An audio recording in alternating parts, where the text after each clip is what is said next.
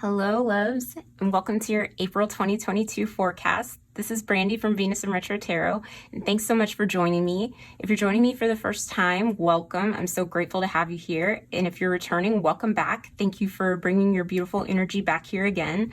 So we are going to jump right into this mini reading because we're doing things a little bit different this month.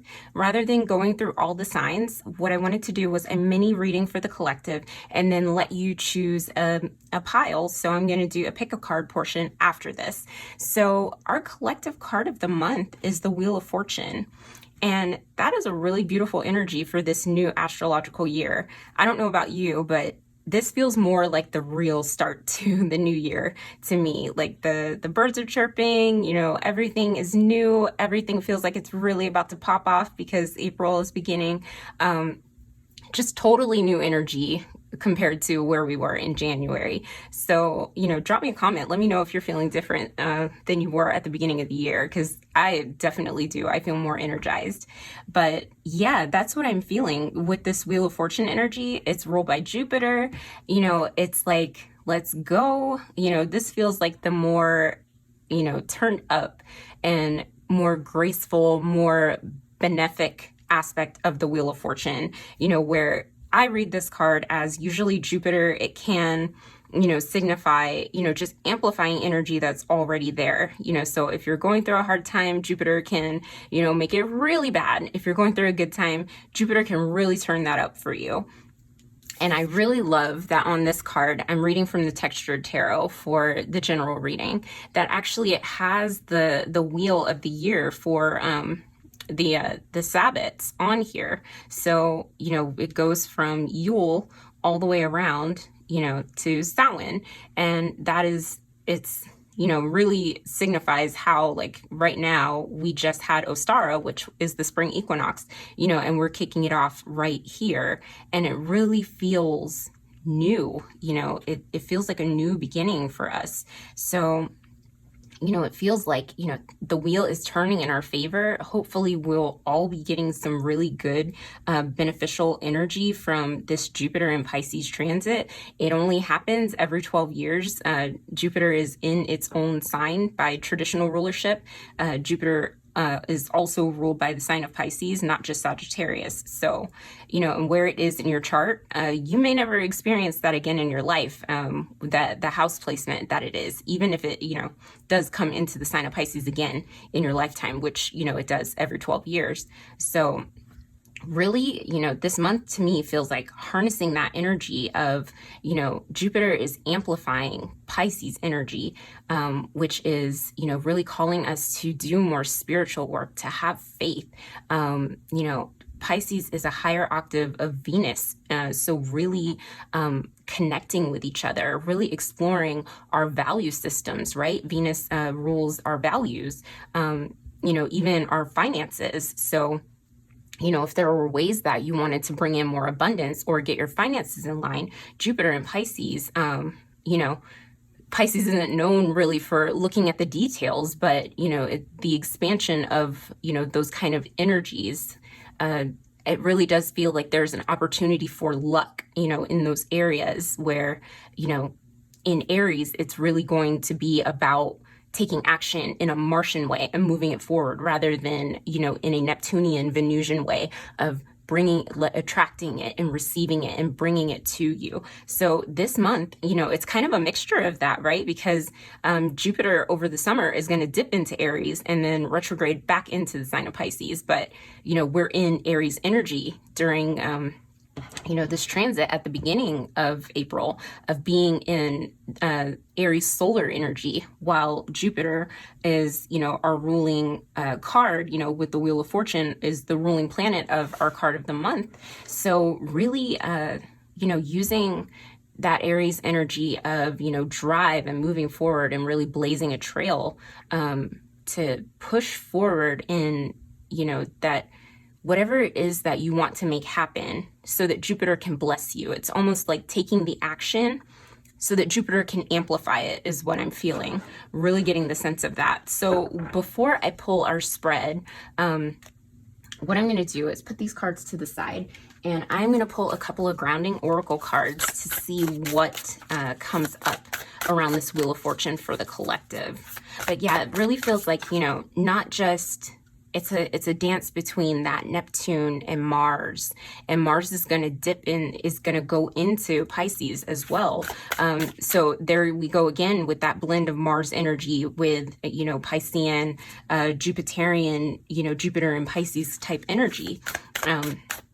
You know, so taking action in a really, you know, spiritual way, and allowing Jupiter to kind of expand that, you know, and work in your life in a way that's positive, that moves your actions, your drives, your passions in a positive direction, is what I'm feeling intuitively. So let's see what we have here. All right, we got card 32, Eternal Gatekeeper. It says, acknowledge, assert, protect what is right for you. That is very Martian.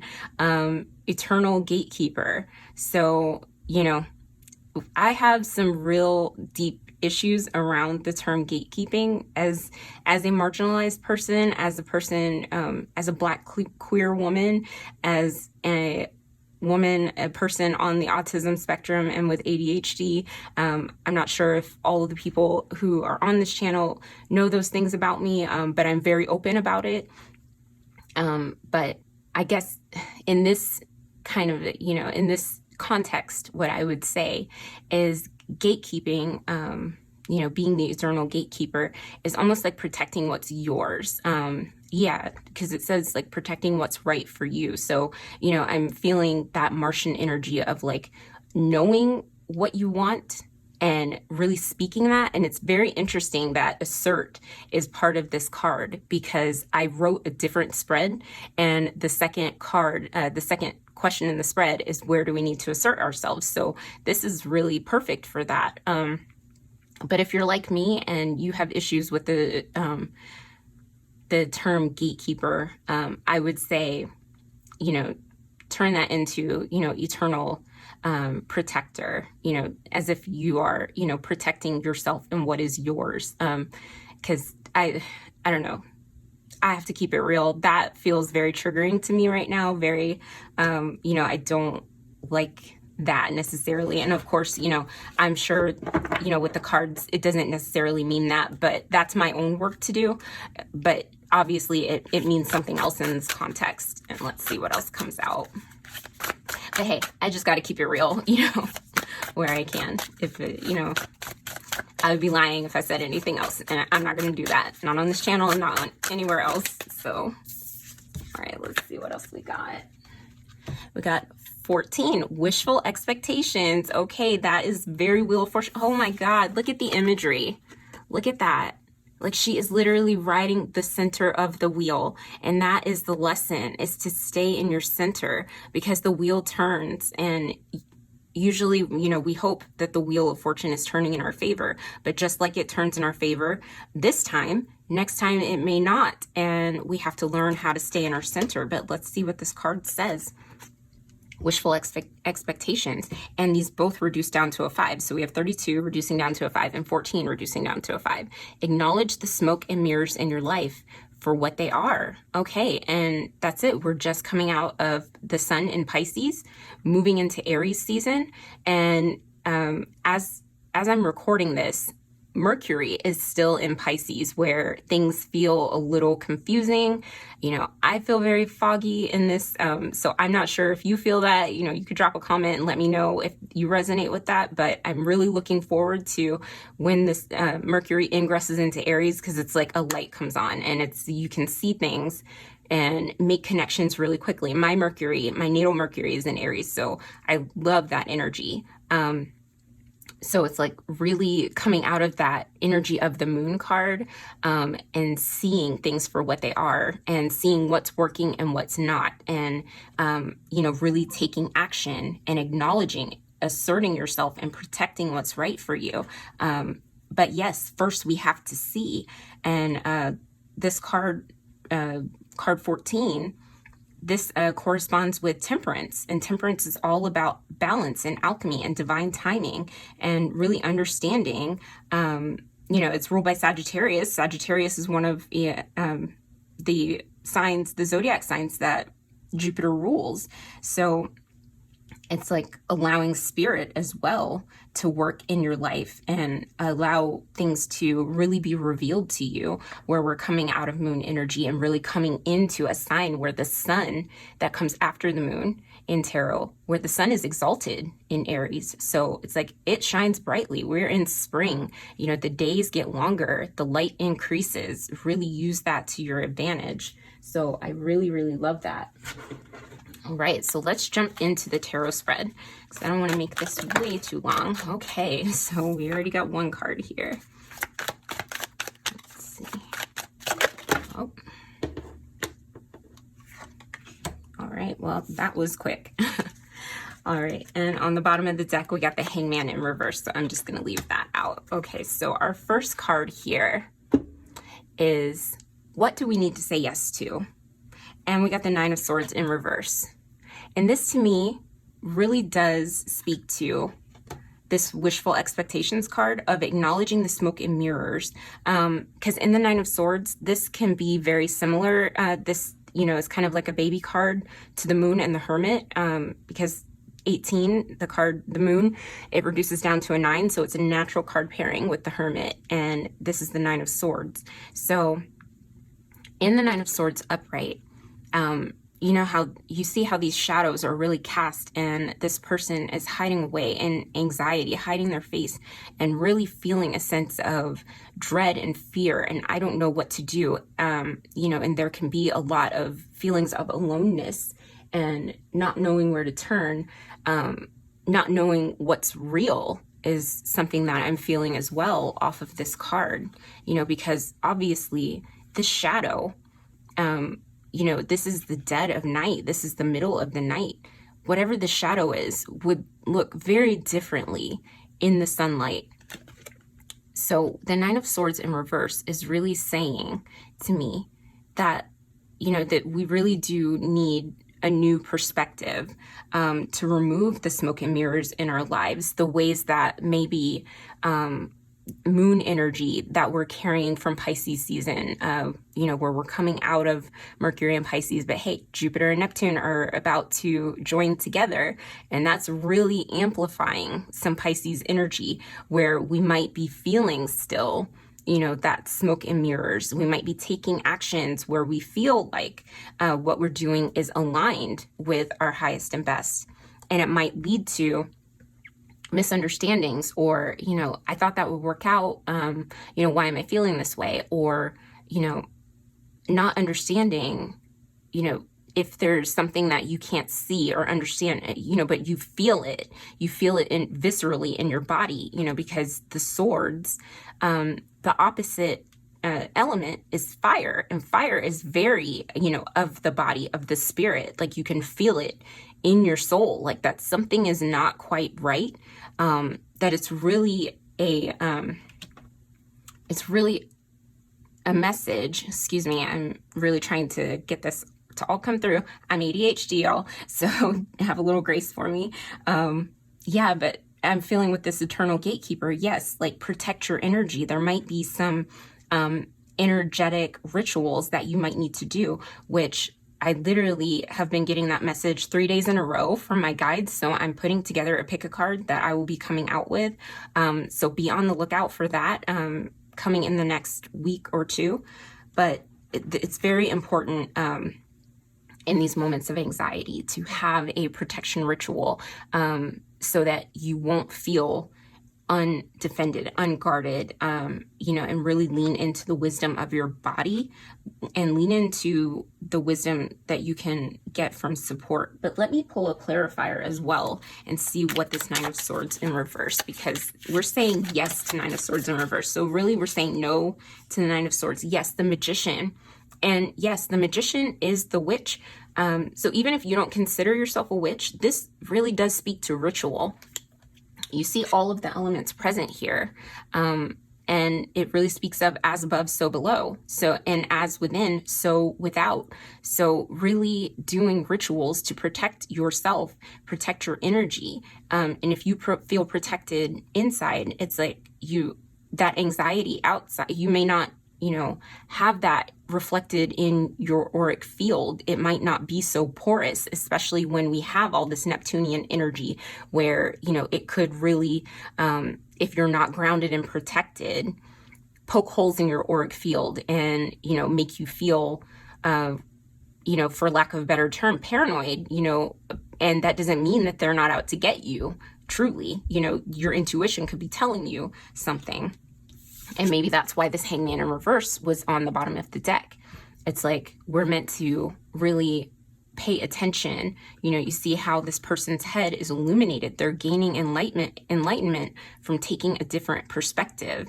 And this card is also ruled by Neptune. So it's like taking Neptune and flipping it in reverse.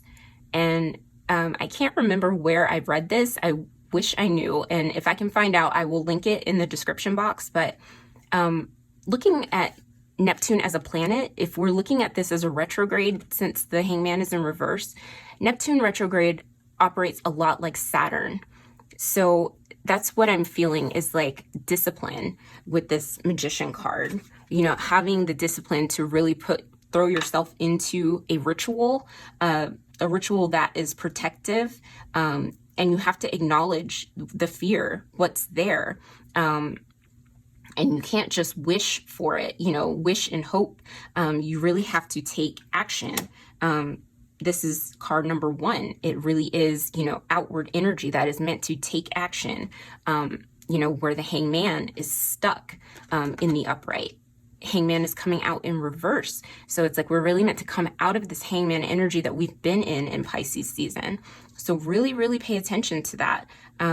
You know, where we've been moving kind of slowly in the beginning of this year. Now it's go time. It's really time to take action towards what it is that we want, things that we need to do, because the universe can do wonders for us, but we have to do our part as well. Okay, let me grab some water really quickly.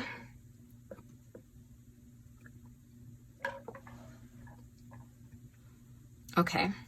And that aligns perfectly with where we need to assert ourselves. The Chariot. The Chariot is really harnessing your willpower. It's another cardinal sign. It's ruled by Cancer, but it's taking the reins in your life and really moving forward towards your will, towards what it is that you want to see. You know, wishful expectations, you know, that feels to me more like passive energy.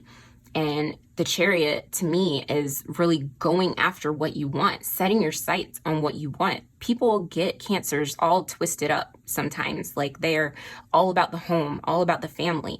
You know, and that can be true in certain aspects. And I'm a Cancer rising, I can tell you, like cardinal energy, whether it's Aries, Cancer, Libra, or Capricorn, they're the initiators. We kick off each of the seasons. And Cancer takes action. They take action from a place that's heart-centered, right? Because it's cardinal water. They're not afraid to use their emotions. So what I'm feeling, especially with this Chariot energy, is like with the Magician, you're going to be manifesting, you're going to be doing ritual. You're really going to, well, this is what Spirit's asking. Spirit can't make you do anything, right? This is just the advice.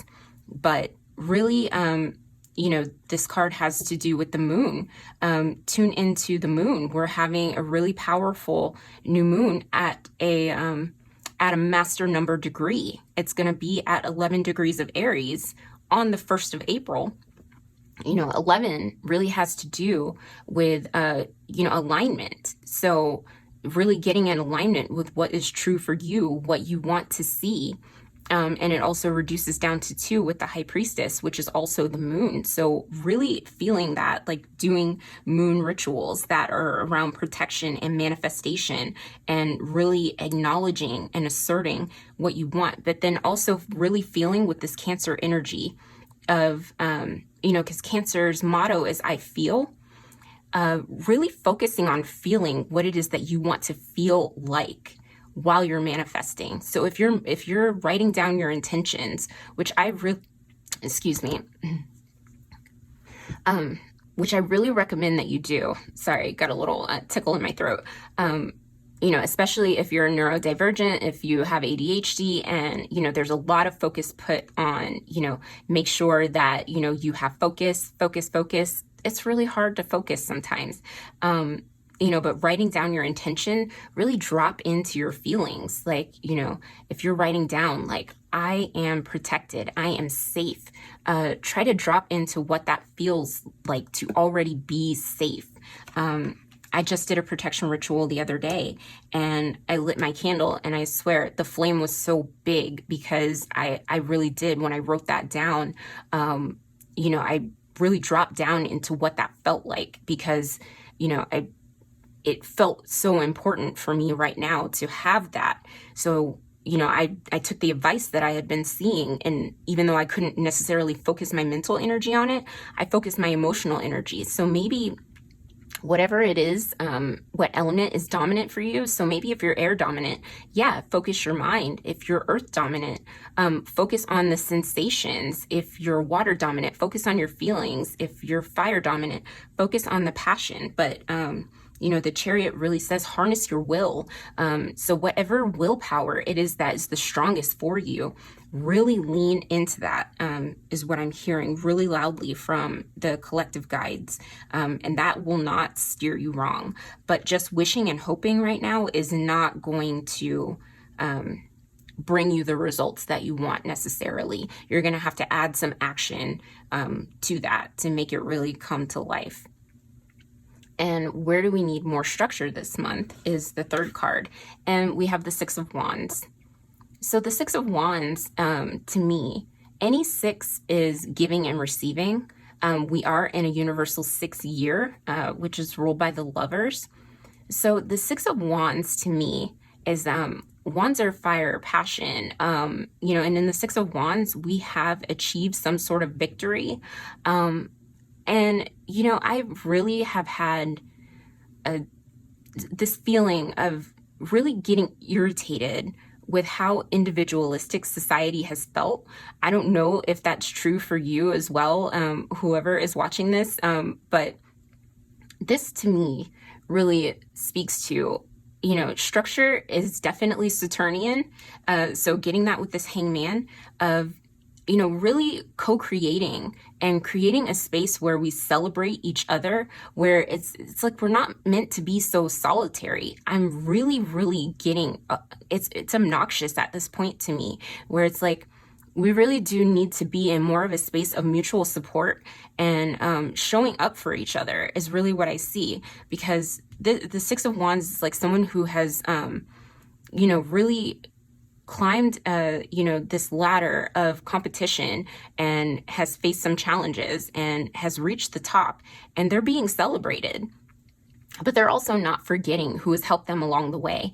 And there are people that are celebrating them, but it's like, don't forget to also, give that same support to other people, to celebrate other people's successes and be there for other people. And then, also with the Six of Wands, it literally is creativity. And what I feel is co-creating with spirit, but co-creating with other people, because this card is, it corresponds with the Lovers.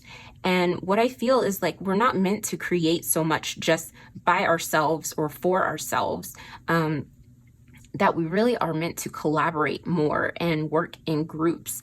And I know in my personal life, really looking for that. But it's like, we need to really, with this asking, where we need more structure this month is like really taking steps and being more deliberate and intentional about the ways that we co-create with other people, or really honor your word. If you, say that you want to do it, follow through, put your money where your mouth is, kind of be a little bit bold, daring. That's what wands are, take steps to be brave. But let me pull, and that's something else that I'm getting from this gatekeeper thing, eternal gatekeepers, because that is something that, especially if you are someone who lives on the margins or, has different intersections of oppression, working together with other folks who look like you, who come from similar experiences as you, I'm sorry, I'm getting tongue-tied. Like, it's easier to feel supported, that mutual support where, you know, in spaces you may not feel welcome by yourself. There's strength in numbers. You understand what I'm saying? Like, don't try to be so solitary. So really feeling that deeply. Let's see if anything wants to jump out to clarify that. Okay, no.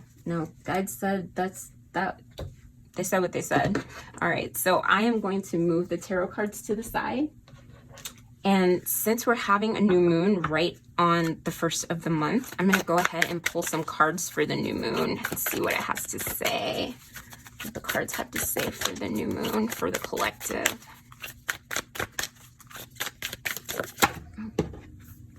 Sorry if that was loud. That's too many. Okay. Okay, and we got last quarter moon in Taurus. Be proud of yourself. Okay, and that goes along with the Six of Wands. Celebrate yourself. Celebrate your successes. You know, any strides that you make this month. Don't forget the little things is what I'm hearing. And, you know, at the end of April, we're going to be moving into Taurus season. So, you know, this is fixed earth energy. And this is, you know, energy that's meant to really last, you know, so be proud of the little steps that you make that really set you up for long-term success is what I'm hearing. Let's see what else we got. Okay.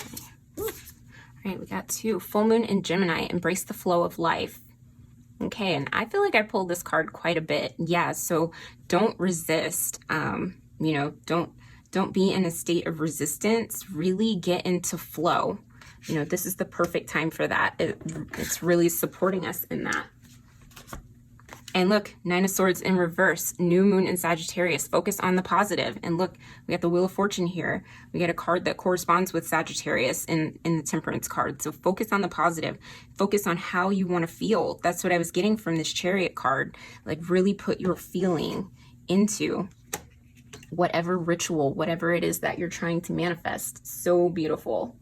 Okay, so the last couple cards that I'm going to pull are a little bit more sassy. So if you're on the sensitive side, just try to, you know, bring a little bit of levity to it. And, you know, it's just like straight up advice for the month. So, oh.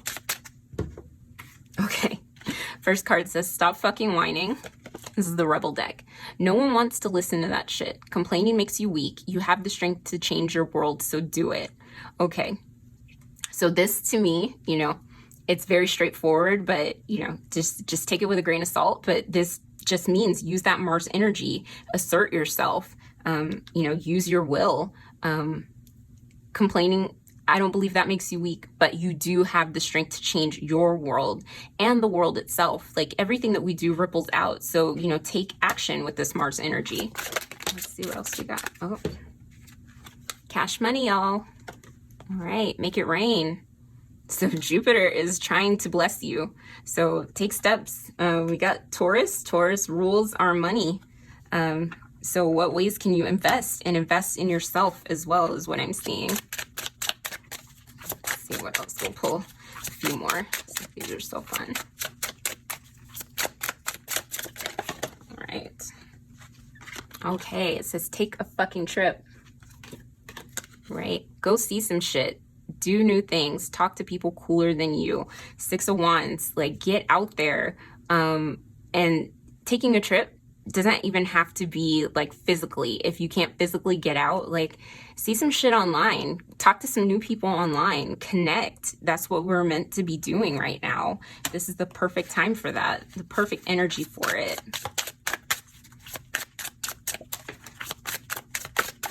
Oh, there we go. And time to let go.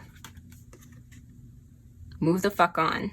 Okay, so this to me is like, if you're trying to protect your energy, this 9 of Swords, like, if somebody did you dirty, you know, it can be hard to move on. So what I'm gonna say is, with this energy, is like, don't let that, you know, don't let that kind of drain your energy, because it can.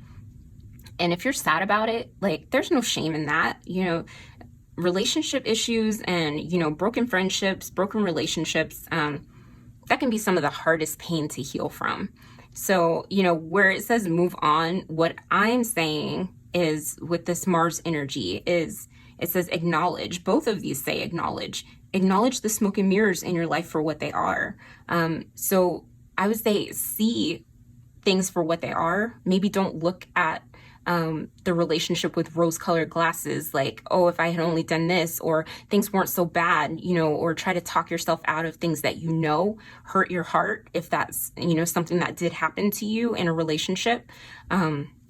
We started off January 1st with a Venus retrograde. That energy is going to be with us. And then here it is with this card, acknowledge, assert, and protect what is right for you. So you have a right to put you first.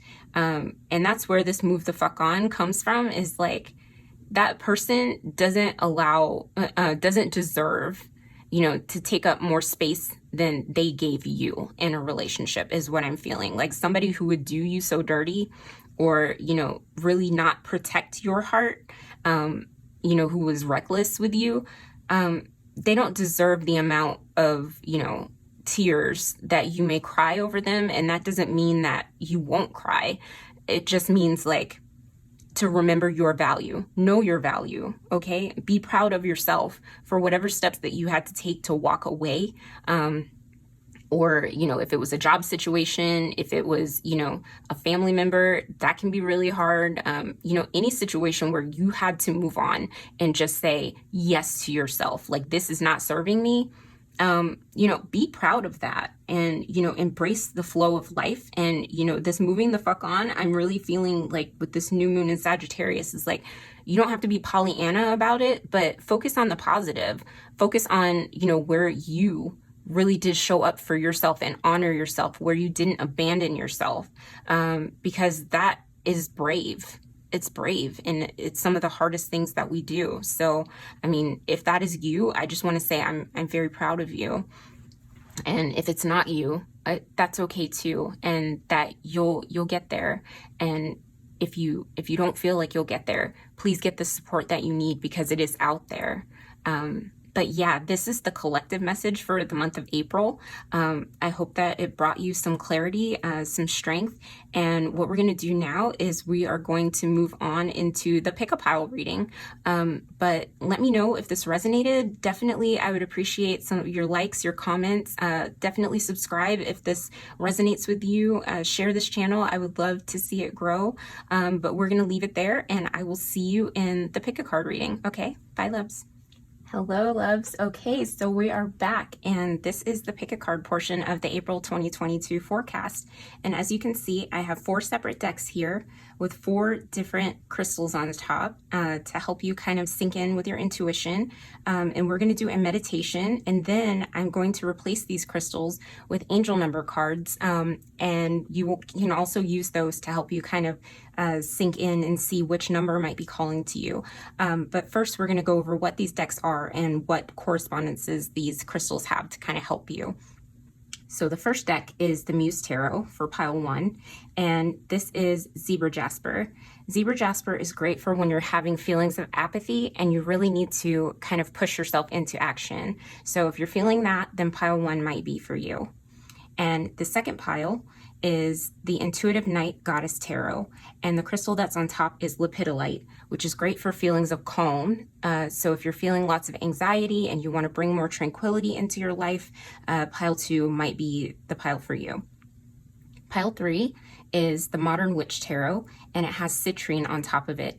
And citrine is great for creativity, and it's burnt amethyst. So even though it is heated up amethyst, I still connect it with intuition. So maybe creating from your intuition, if you're really feeling called to do a creative project and really want to sink into creating from an authentic place, pile 3 might be for you. And then pile 4, we have the Mystic Mondays Tarot with green aventurine on top. And green aventurine is great for good fortune. And also, I'm not sure, I like to connect green stones with the heart chakra. So if that's not true, I'm setting the intention that this is also connected to the heart chakra, and that if you need some heart chakra opening, this might also be the pile for you. So we're going to go ahead and do a 30-second meditation. And what I recommend that you do is pause the video and take 3 deep mindful breaths and kind of ground yourself. Imagine roots going down from your feet or your body into the ground. It doesn't matter if you're on the top floor of wherever you live or wherever you are. It's just imagining rooting yourself down. And breathe in for 4 seconds, hold for about 5 to 6 seconds, and blow out for 7 to 8 seconds. And do that 3 times. And the third breath, really blow it out and blow out that anxious energy and imagine yourself being rooted. So you can go ahead and pause the video and do that. But what I'm going to go ahead now and do is play some calming music, and you can meditate on these piles. So I'm going to start that right now.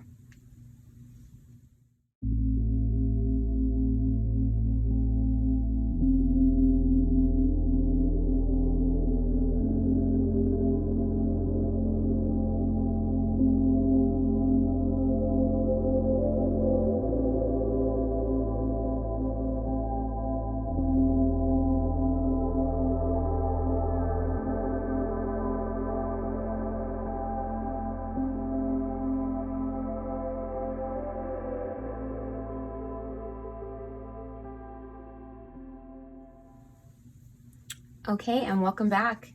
Okay, so now I've placed angel numbers on top of each pile, and we have pile 1 with number 162, pile 2 with number 403, pile 3 with 308, and pile 4 with 754. And I wanted to pick less obvious angel numbers to kind of allow you to sink into your intuition and pick numbers that call to you without necessarily knowing exactly what they mean. So I don't want you to think too hard about this. Just pick what intuitively just reaches out to you, and let that be the one that your intuition picks. But if you need more time, you can go ahead and pause the video and just see which one calls to you, and then we will go ahead and meet up in the piles, and I will see you there in just a little bit. Okay, see you there. Hello, pile 1, and welcome to your reading. So this is for the pile that picked the zebra jasper and picked the card with angel number 162. So now what I'm going to do is flip this card over and read what the message is for it. So it says, consider taking the difficult path. It will lead you to a better future. Listen to your intuition and ask yourself, what brings me closer to my soul mission? What takes me away from it? Stay strong and trust that your material needs will be met in unexpected ways. Your guides and angels are providing intuitive guidance regarding finances at this time. Okay, so you might be feeling a little bit of apathy because, things just don't feel clear. And it feels like, why try? Or, taking the easy way out might feel like doing nothing, right? Because we have the zebra jasper here, which is good for apathy. And apathy, is just, feeling like, what's the point, right? And you really want to feel driven into action. And that's what, Aries season is really good for, initiation. So, you really, are looking to bring yourself closer to what is your soul mission, and understanding, what are the distractions that take you away from it. And, that inability to feel excited or feel joy might be one of those things. But, material needs are, very important. That's a real concern. And those are things that can really weigh us down. The ways we can or can't provide for ourselves.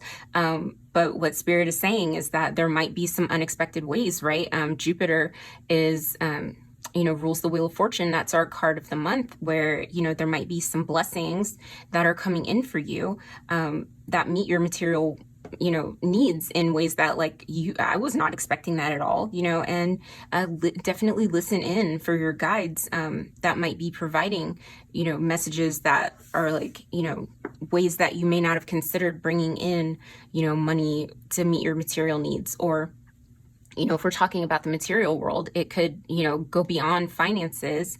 It could be, you know, issues related to health or the body. You know, the material world is, you know, everything that is encompassed in living in our day to day. So whatever it is that, you know, is for you, Spirit is really trying to provide you answers, but they speak subtly, you know, so you have to really be listening and tuning in. So let's go ahead and pull some grounding oracle cards and see what else Spirit has for you. Pile 1. Okay. All right. And here we go. Almandine Garnet, Lessons in Blood. Okay, very interesting. So not just spirit. This card talks about ancestral messages. So you might have, you know, your ancestors really trying to give you messages too. About what your soul mission is. This might have to do with, you know, healing ancestral wounds around money, around, you know, poverty, or, you know, around life purpose, career direction, not being able to realize dreams for one reason or another because of certain identities, you know, depending on whether you're, you know, gay, lesbian, you know, back in the day, you know, Black, Jewish, you know, trans, any marginalized identity. If you know, had a mental illness, that could really cut you off from, you know, being able to live a materially secure life. And some of those things might have, you know, been in your ancestral line, where it's like, they're trying to give you guidance, you know, now that we are in, you know, the future, you know, in relation to where they were, where things are somewhat different, but still a lot of those things remain the same. But it's like lessons in blood, like those things that are epigenetic, like that we carry in our DNA, you know, the ways that you can heal around that, and the ways that, you know, spirit is trying to heal around that and bring you closer to your soul mission. That might be something that's really highlighted for you in the month of April. Let's see what else we have. Okay, become inimitable. Celestial quartz. Okay, and inimitable is like nobody can imitate you. Realizing how special and how unique you are. You know, that really, when I first got this deck, I had to look that up, but it made sense. I had to look up that word. I was like, I have no idea what the hell inimitable means. But that's like, you know, just being so original that nobody can imitate you. Nobody can do what you do, how you do it. And that is something to really be not apathetic about at all. Something to be really excited about. That's something that, you know, your ancestors and your guides are really saying to you, is like, you know, if you're talking about what brings you closer to your soul mission, is understanding just how unique you are and how unique your talents and skills and abilities are, pile 1.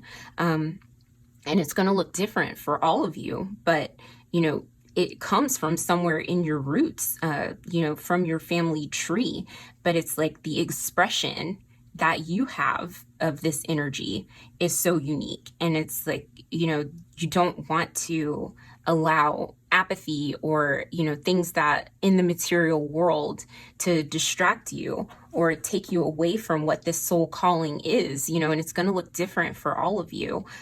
Here, let me move this to the side so I have room for your other cards. But we're going to go ahead and jump into your tarot spread. So what is the beginning of April going to look like for you? Okay, and we got the 5 of materials in reverse. Okay, you know what? Let me bring your card back. But yeah, the 5 of materials, this is the 5 of Pentacles, where it's like we really do feel a sense of struggle. We feel like, you know, there's not a lot of resources for us.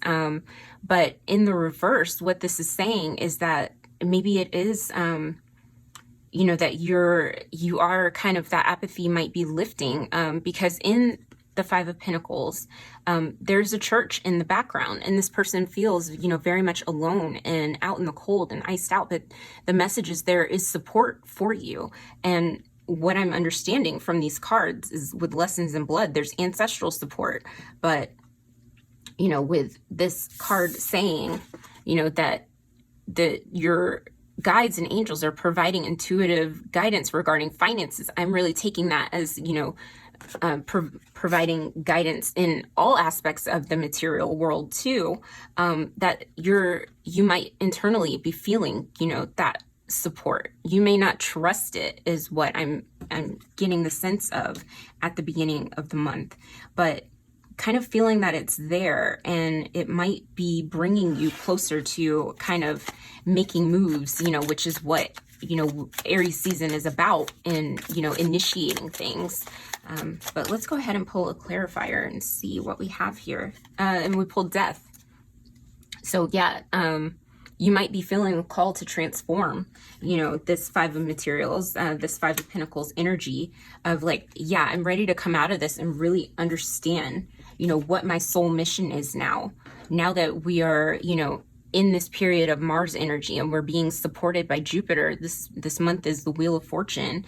Understanding your unique skill, or trying to figure out what your unique soul mission is. But definitely the lesson too is allowing your ancestors, doing ancestral work to guide you. So if you haven't listened to the collective part of the message, there was a lot of information about doing protection rituals, so that if you are working with ancestors, because they are, dead people, they're not the same as guides and angels. They have lived before. If you're working with the dead, you want to make sure that you are protected, because not all of our ancestors are well, and not all of them work in our highest and best. That you want to make sure that you're protected, and that you're only calling in, the ancestors, of your DNA line that are encouraging and working towards what, is your highest and best path. So that's very important, pile one. Just want to make sure that I am, driving that message home, because you don't want to do those things with, a porous aura, or, inviting entities in that may not, that may want to trick you or play games, and that's not to scare you. That's just to make sure that you are protected, especially if you're new to ritual work. So the next card is a bright spot for this month of April. And you got the Page of Emotions. So this is the Page of Cups in reverse. And what this is saying to me, I'm getting two messages. Either it's that you're leveling up to the Knight, because the page is like the root of where you've kind of done some excavation, really dug down deep into, your emotions, and understanding why you feel the way you feel. And you're coming into a space where you're ready to express that, because that's what Knights do. They express, they move, they really move through their emotions, the Knight of Cups. So that could be it. Or the opposite of the Page of Cups, the opposite element is the Page of Pentacles. So the Page of Materials. And here we are talking about the material world and finances. That a bright spot for you might be that you're really focusing on, making a plan for what it is that you want to do next on the material plane. And since and that could be both, or it could be one or the other. It is a general reading. So I'm going to go ahead and pull a clarifier to kind of see what we have here. And the Eight of Wands. Okay, so this is really, taking action. Okay, so like I really do feel with this death energy and the Eight of Wands, like the Page of Emotions, it is a bit of both. Okay, so for most of you, it's going to look like, kind of leveling up to that Knight. And moving through the world in a way that is more expressive, where maybe with this Zebra Jasper, that sense of apathy, you might be moving beyond that, where you might have really felt that sense of like, why even try? Or, what is this all for in the month of March? And you might feel a little bit more pep in your step and a little bit more get up and go, and really seeing the ways that, you are, you're unique, and you have such a special talent, that you really do have a special soul mission to, complete, that you really do, have to take action on that. And, as well, so the Knight of Cups and then the Page of Pentacles is like taking small steps, like little by little. This card is green. So that is earth energy there, and it's heart chakra energy. And then here we have some third eye energy. It's like seeing beyond, and really being connected to spirit. So, you know, there's a lot of that going on for you. And now the next card we're going to look at is a challenge that might come up this month. All right, and we have the Six of Swords. So the Six of Swords to me here, being that it's a challenge, you might still feel like you don't have the support that you need, or that you're still feeling like you're going through a challenging phase. You know, one thing that I'm getting to is that you might not yet know how to use your voice, and to express yourself in a way that, what is the word?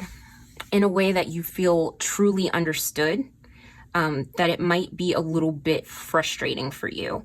And, you know, this is, any six is like a give and take. So it's like you might be speaking and feeling like nobody's really hearing you, or, you know, somebody might be speaking to you and it's just like they're talking over you. So that might feel a little bit frustrating. And I'm gonna pull a clarifier to see like how to deal with this challenge, because the Six of Swords also speaks about having someone there to support you. And here you have the Five of Pentacles. That's in the reverse, which means that you are seeking support and really trying to lean into that transformation with this Death card. And here we have the Ten of Cups is clarifying the Six of Swords. So yeah, it's like you really want to, you know, feel like you're seen and have like that Ten of Cups moment where you're really leaning into joy, and you might still feel very much alone, is what I'm feeling. But what I want to tell you is that this is not forever. This is your reading for this month, and this might not even be the whole month. This might just be in certain instances with certain people. Yeah, because here I got the Ten of Swords. Yeah, so this is coming to an end. Okay, I was feeling that. You pulled two tens. So it's like you're in a Six of Swords, kind of Ten of Swords feeling, where it's like it is really painful, and you've probably been through a lot of situations where you haven't felt supported and haven't felt heard, have felt talked over, and, you know, like, who is there for me, who, you know, have felt like you've been in really challenging situations, rocky water, and, you know, nobody's been there to kind of shepherd you across that. You know, but the Ten of Swords is like, some of that is coming to a close. And I'm not going to lie to you, there are going to be times that it's going to feel very painful. Like you might be going over this a little bit in your mind. And you're going to feel those times where, you know, you didn't feel seen, you didn't feel heard. And that really could affect your emotional state. You know, here we have the Page of Cups in reverse, and it's like you're learning how to express and really move that energy through your body. You know, in the Ten of Cups, the people in the card, in the traditional card, they are, you know, coming out of a period where it has just stormed and there's a rainbow. So it's like the good times don't last always, and, you know, the bad times don't last always. And there might still be lots of, you know, healing and acknowledgement to do, a lot of inner child work and reparenting to do of those parts that feel like they didn't get their needs met. But pile one, what I want to say to you is like, you're worth it. And, you know, if you feel like this is a good month, is what I'm hearing, especially with this Death card, to weed out the people that don't see you, that don't see you as how unique you are. You know, and your ancestors are really, you know, they're whispering that in your ear, and so are your guides, you know, that on the material plane, you know, people may not see you for who you are yet, you know, but this is just the beginning of this chapter, that you're only getting started and learning about yourself. Like, you don't even understand yet just how special you are and just how unique you are. And we're all, you know, special and unique and divine. But it just feels like for you, pile one, that you've largely been overlooked a lot in your life is what I'm getting. And this is something that is kind of been carried along your family line, where it's like, you're meant to be seen. You're really meant to be, you know, a prominent figure, you know, even if it's in a small way. that you're meant to be noticed. So, you know, this 10 of Swords, it's like, it won't always hurt the way that it does, but you really do need to feel that pain. And it's coming to a close, and you'll take that wisdom with you, the wisdom of the pain of some of those relationships where you didn't feel mutually supported. And eventually it's going to lead you to that 10 of Cups where you have relationships where, yeah, things won't always be perfect. No relationship is perfect, but you will have those pockets of joy that you can share together. And even in the worst of times, you will still feel supported and like people see you.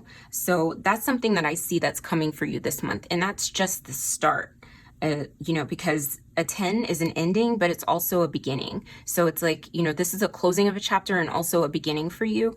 And also we're in a month ruled by the Wheel of Fortune, which is card 10 in the major arcana. So that's very aligned. So let's see where you'll be by the end of the month.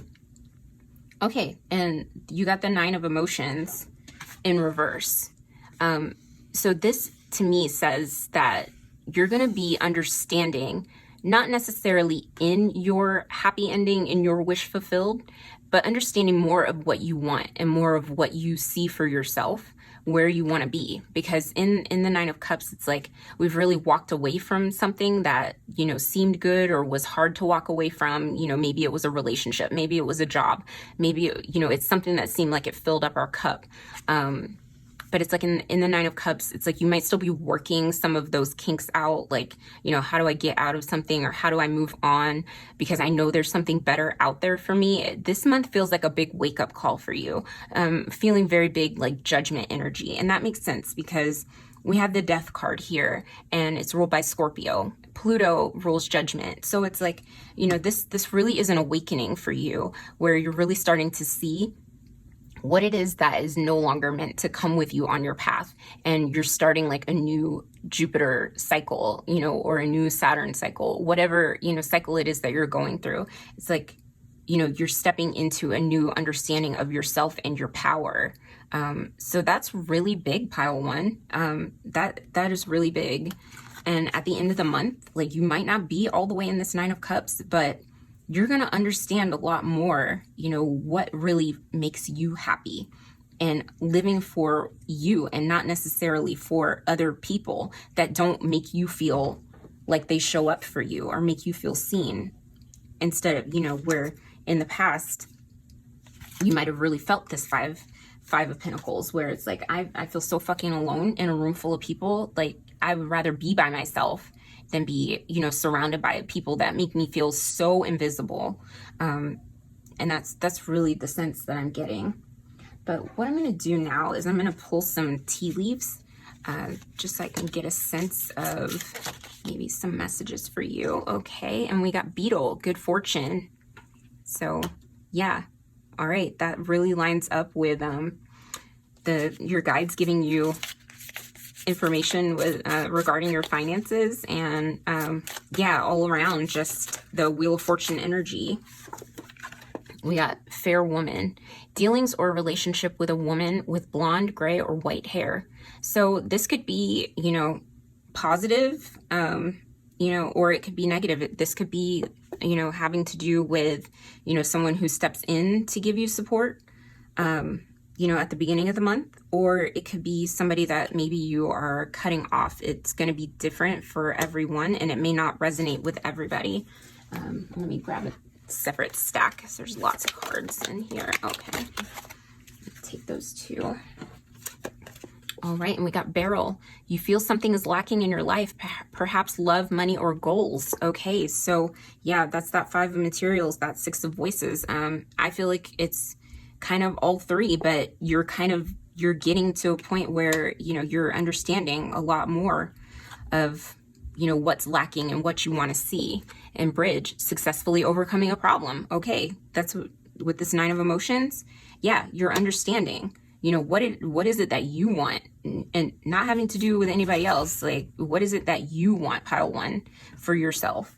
All right. So let's pull some more cards and see what we get. All right. Earth, utilize logic, reason, and common sense. Okay.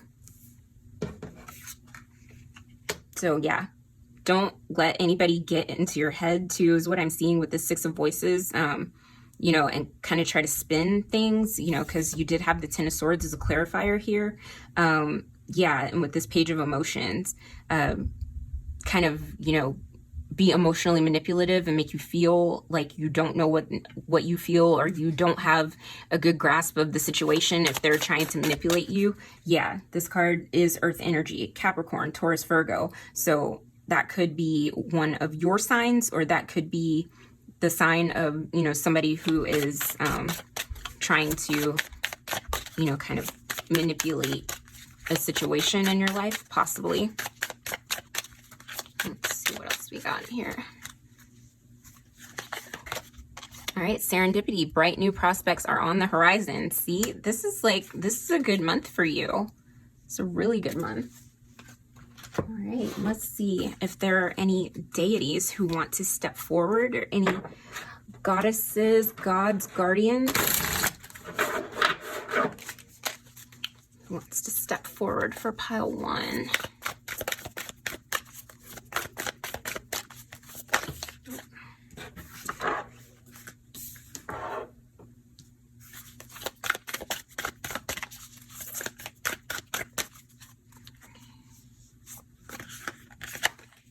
All right, and we got, I think I'm saying this right, Kane, life force energy. Okay, and that to me just speaks to, you know, what I was saying about, you know, really dropping into, like, with this 5 of, where was it? The 6 of Voices, or was that in the, you know what, scratch that. That was in the collective reading. But yeah, with this lessons in blood though, yeah, life force energy is like really dropping down into, you know, what motivates you, really harnessing your passion.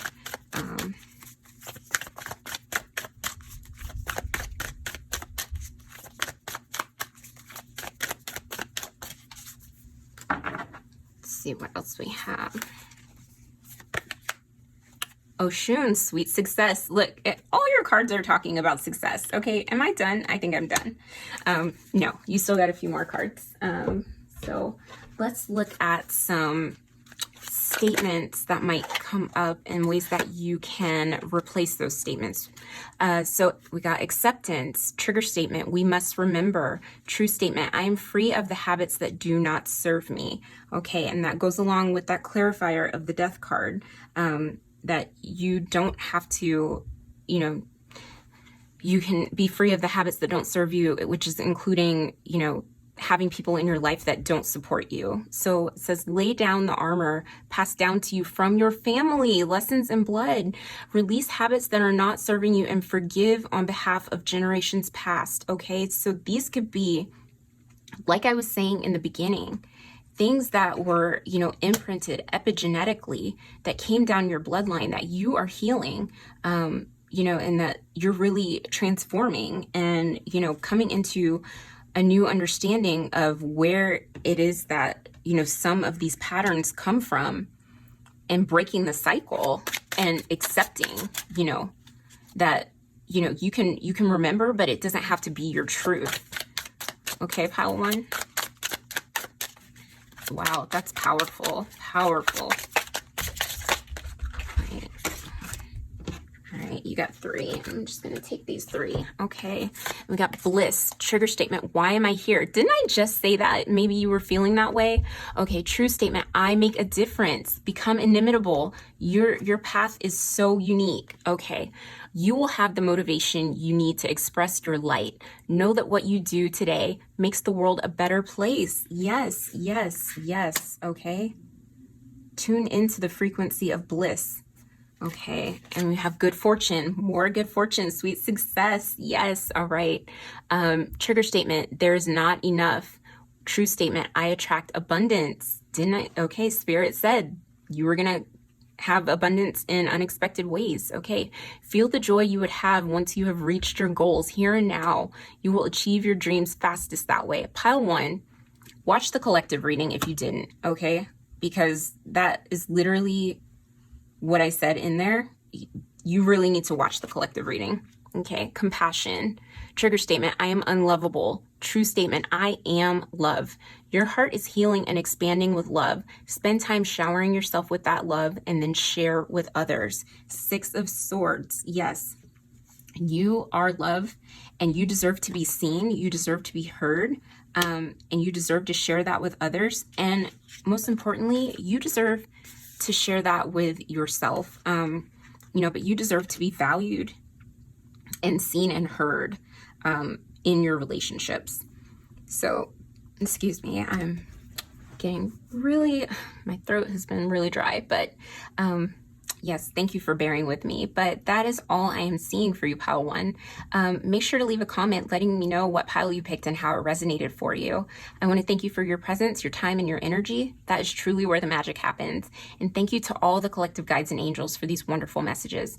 Don't forget to like, subscribe, and share this channel with folks who could benefit from the messages. And while you're at it, hit the notification bell so you don't miss any of my future videos. Stay safe, be gentle with yourselves, and I'll see you again soon. Have a wonderful April, okay?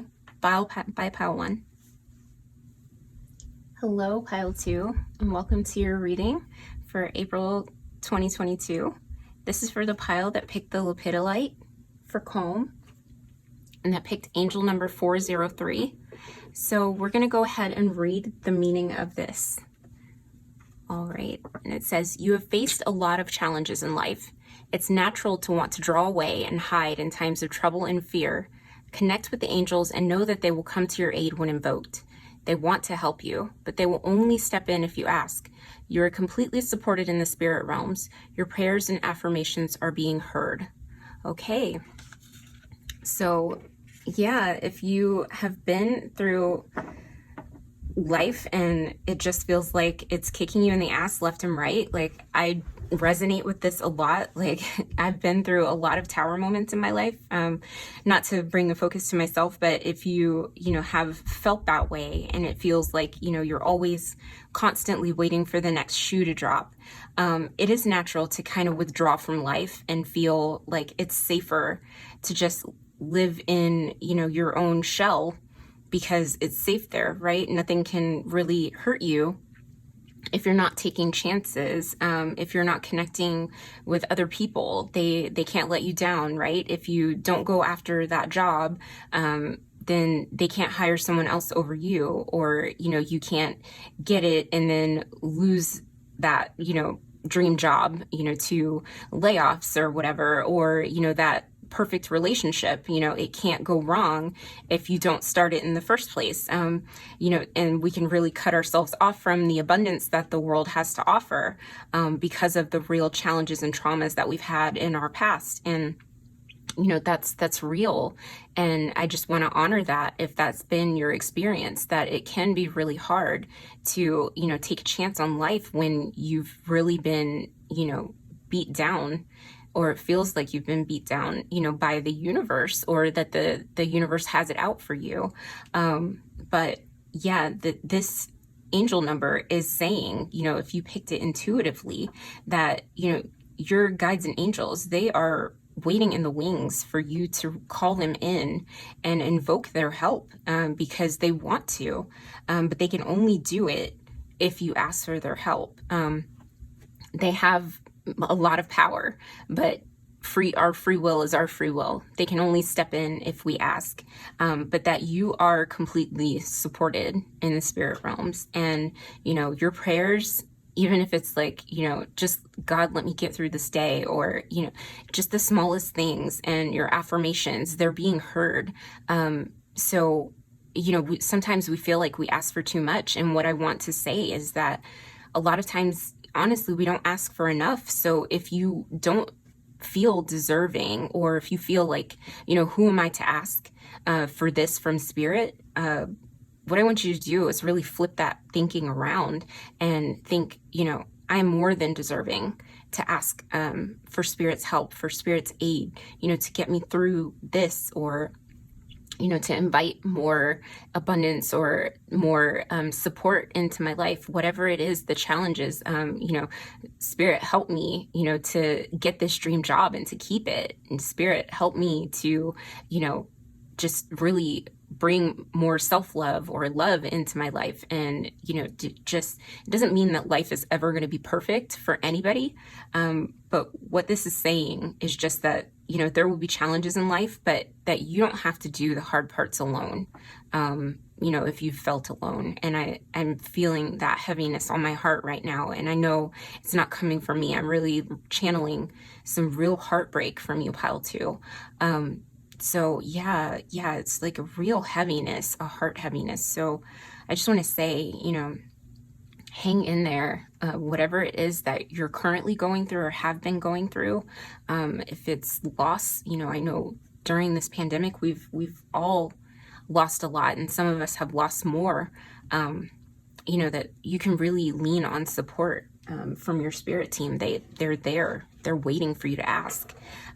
So before we pull, get into your tarot cards, what I want to do is pull some grounding oracle cards to kind of see what spirit has to say.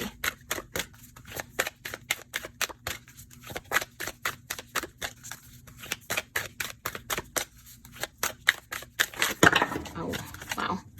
Okay, well, that's definitely one. I'm going to put these back and shuffle for another. Sorry if that was loud. Sometimes my cards go flying. Okay. Let's just grab one more. Okay. So we're going to start with this one. And it says, First the Fire, Larimar. Okay, so this really speaks to the spark. Coming from within. There's something that's rising up, within you. And this makes sense with this being Aries season and, the kickoff of the zodiacal year. But what's ready to erupt from you? What's lighting you up from the inside? And what masks that I'm seeing, because we're, there's water surrounding this card and fire, coming out of this volcano. What I see this as is the masks, and from Pisces season, maybe that, you might have put on in times of difficulty where it felt easy to cover over rather than really show what you were going through. But how maybe it's like, it's time to kind of let that out, vent and erupt and, let yourself be seen, beyond the masks. And, we all have them. Sometimes it's easier to get through, and sometimes we wear masks for our own protection. Look at the pandemic, it's a good metaphor for that. But, sometimes we have to do that for our own safety. But where is it that you're ready to put your inner flame first and really step out and be seen is what I'm getting from this card. And then we have transmutation. Okay, so the black tourmaline, that is great for protection. And I am not sure what Larimar is for. I will have to look that up. But I mean, lepidolite was your card, your crystal, and that speaks to calm. So, you were coming from a place of lots of anxiety, and I can see that with, a lot of challenge. But this transmutation card is like really, turning that pain into purpose, or, it's alchemy. So, really, if you think about the Sagittarius, sorry, not Sagittarius, I'm getting all mixed up. The Temperance card, there's water and fire that's being alchemized in those, in that card, and the polarity with these magnets of the way that those two things are really being, blended by an angel, by spirit. Spirit wants to step in and support and help you transmute some of that painful energy into, an energy that serves your highest and best, that serves you on your way to whatever it is that your purpose is. And your purpose could have to do with some of the challenges that you've experienced. But this month really seems like an opening for that. Mars is an energy, that drives us. And that's what, Aries rulership is, Mars. And you've got fire here, and you've got tourmaline, which is, all about protection. But what I would say is like these magnets are, magnetizing Spirit's energy of protection to you, you know, and kind of repelling, you know, because if we flip those two around, you know, those polarities, the red and red would repel each other, and the blue and blue would repel each other. So it's like repelling any negative energies, but drawing in the positive, and transmuting and blending, you know, those hard lessons, and kind of using them to fuel you. But first you have to recognize the fire within you that flame that hasn't been put out. Yeah, so let's go ahead and get into your spread. So pile 2, this is what's going on for you at the beginning of April. Okay, and the sun. So the sun is an energy of illumination, of really seeing. And right now that makes sense because Aries season is what we're kicking off April with, and that is where the sun is exalted, right? The days are getting longer.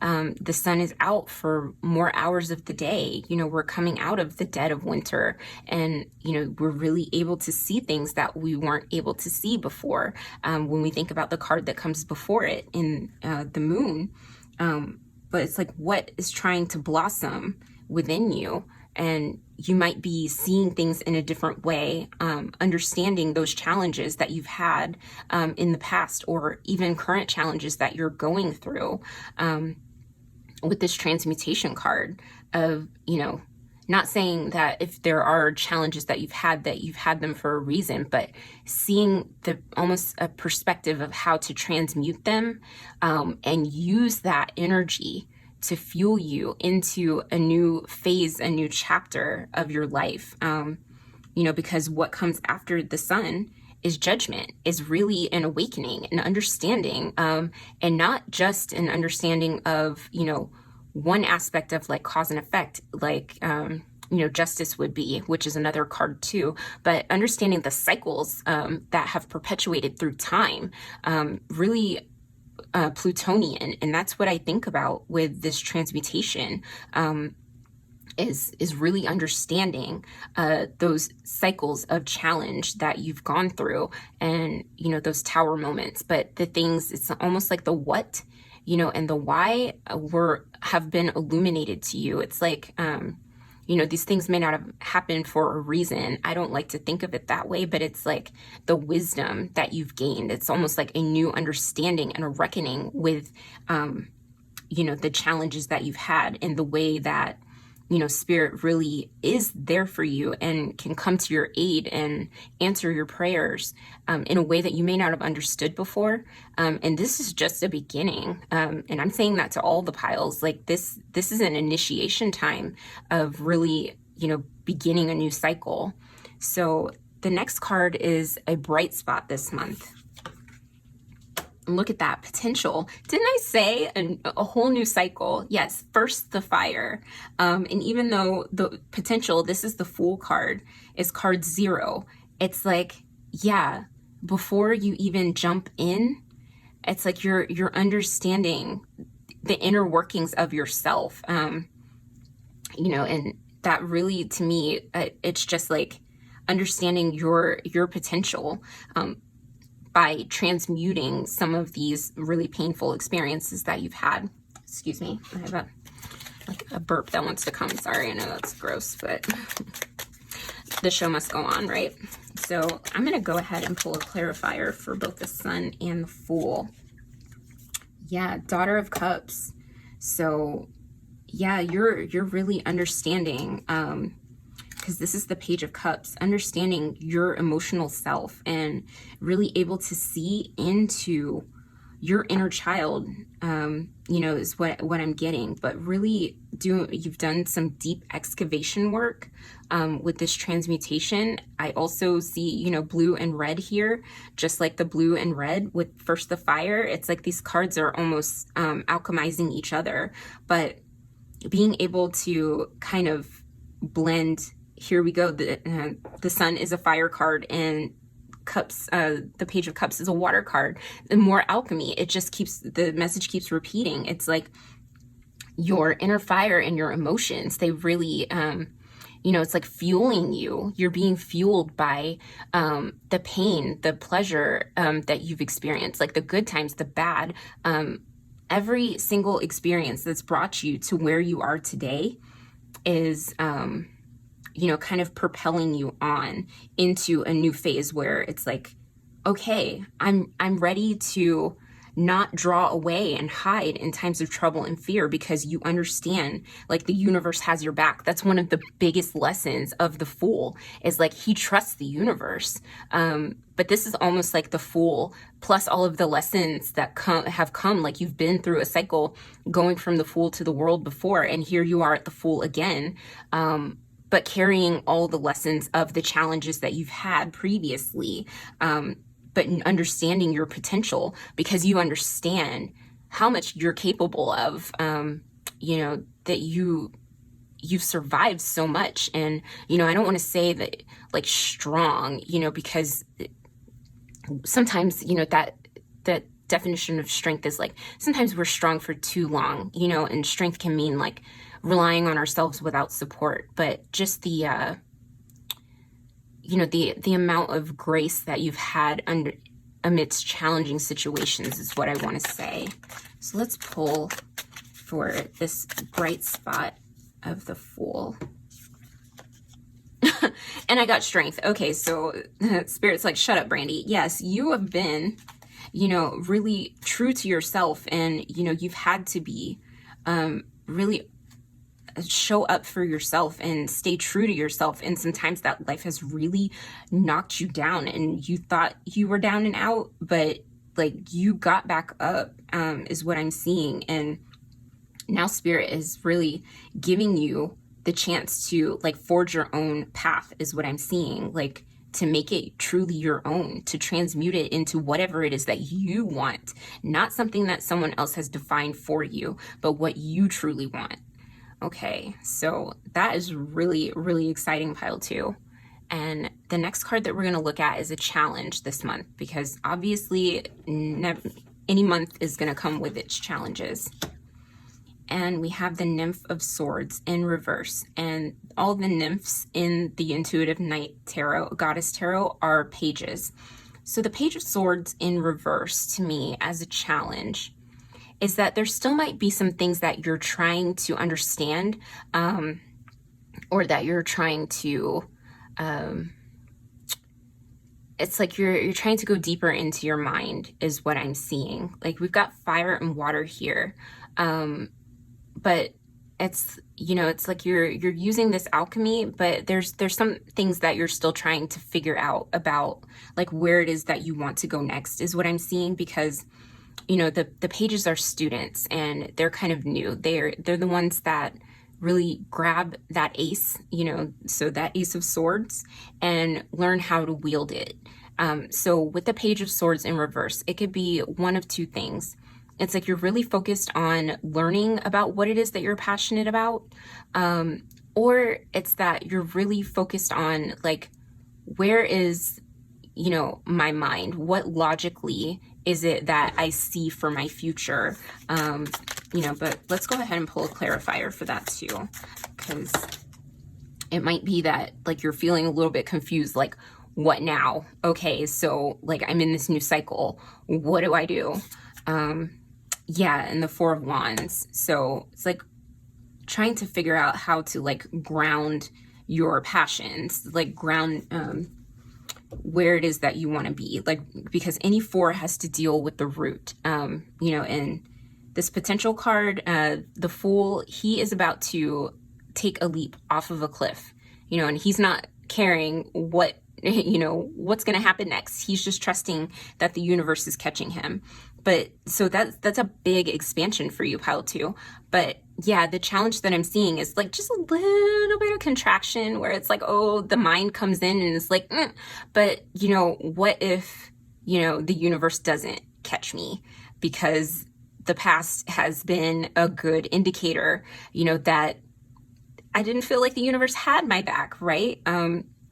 So it's like your energy might be feeling like, okay, well, let's kind of like root down, let's kind of stay a little bit stable. Let's, because fours are all about stability, and the wands are, our energetic body, our passion, we want to really expand into. And this four is like, it's a sense of completion. And what I'm feeling is not like, that you're necessarily trying to complete something. It's that you're really trying to root down your energy at times where you feel like maybe this, this sun full energy is like, go, go, go. It's moving fast. Like, that Mars energy is really moving away with you. It's like you're really trying to rein that back, with your mind and question things where, Spirit is saying, like, what would you do if you knew you were fully supported? And now I'm telling you that you are, and just ask for what you need and spread your wings. And the challenge is trusting that a little bit. So yeah, and it's okay to have trust issues. You've experienced a lot. But let's go ahead and look at where you are at the end of the month. Okay, and you're at the Two of Wands in reverse. So yeah, there's still gonna be a little, nothing happens overnight is what I'm seeing. It's like the Two of Wands in reverse really, it's like can see the potential in something, can really wants to expand, wants to plan the next steps. But there might be a little fear there of like, well, what if this doesn't work out? But in the upright, it's like an incubation and, getting ready to step into that Three of Wands where we're expanding. But in the traditional Two of Wands, I believe, am I thinking of the Three of Wands? No, yeah. But it's like, yeah, in the Two of Wands, it's like we're really trying to get a solid plan together. But what I'm feeling with this Two of Wands in reverse is like you're almost going back to that Ace, kind of where you're seeing the potential in this spark that you're having, first the fire, and wanting to kind of stay there, stay grounded there in that Ace of Wands of like seeing the potential in something, but feeling the fear of like, oh, if I move forward, what could go wrong? But Spirit is saying transmute that, like really focus on, the ways that you can take steps to move forward, because you have the gift of seeing, the potential. You have the potential to really make something of yourself. But if you withdraw, if you contract, if you hide yourself away out of fear, Spirit really can't do anything with that, especially if you're not asking them for help to step in. So what I'm going to do is I'm going to move these clarifiers to, actually I'm going to leave them here just in case I need them, but I'm going to pull some tea leaves and let's see what else we have for this month for you. Okay, and we got box. You will receive a gift. Okay, so hey, maybe you're an Aries and you have a birthday this month. And if so, happy birthday. Okay, and chair filled. Someone new is entering your life. Okay, and that might be where you might feel a little bit of contraction if you've had challenging relationships in the past and you can see the potential in something, but you're feeling a little bit of fear. Yeah, because you might, want to kind of pull your energy back. Heart, love, deep affection, and caring. Okay, so that's a lot of big relationship energy. And this could be also, a deepening of the relationship that you have with yourself, but also seeing, if you want that, it could be platonic. It could be a new friendship that's really meaningful, that's deep and caring. But if you're wanting to invite, love into your life, I can see that happening this month for you, pile 2. Ram, a stubborn, aggressive person, okay? And this could be someone new, or this could be someone's, different someone's. So just keep your eye out. And it's funny that Ram came out because we're in Aries season ruled by the Ram. So just be aware too, if there is someone stubborn and aggressive and that doesn't really vibe with your energy, that it's okay to, pull back, like you get a say. And here's one last tea leaf. Okay, fan, romance, celebration, party. Okay, so I feel like either you guys know an Aries or we have a lot of Aries in this pile who are going to be celebrating birthdays, or maybe you have an anniversary this month or something. But yeah, just, you know, try to keep it fun, keep it light. And if there is a stubborn, aggressive person that kind of tries to jump into your energy field, just, you know, dismiss them and tell them to go somewhere else. Seriously, you don't have time for that. No time for that, pile 2. So let's see what else we got here. Okay. All right. And this goes along with that ram, the wolf, beware who you trust. So yeah, maybe, yeah, this Nymph of Swords with this 4 of Wands, you know, 4 of Wands can be a celebration card. The Page of Swords in reverse is like a little bit of confusion or feeling like you can't trust your mind. Trust yourself. Trust yourself, because pile 2, you've seen a lot in the past. So if someone is being aggressive to you, or you feel like something is off, you don't have to second guess yourself. The first thought that you have is probably right. And it's okay. You don't have to, excuse me, like nobody has a, you know, a right to your energy. Nobody, you know, is owed that from you. So you have a right to say no in anything. Let's see what else comes out for you. The Maiden, a new relationship blossoms. Okay, so that's what I said, multiple someones. I feel like there's going to be someone, and you'll be able to tell the two with the Sun card and really dropping into your emotions. But yeah, use your discernment, because this Maiden card, it doesn't have to be a woman. It can be, or it can be, you know, just someone new.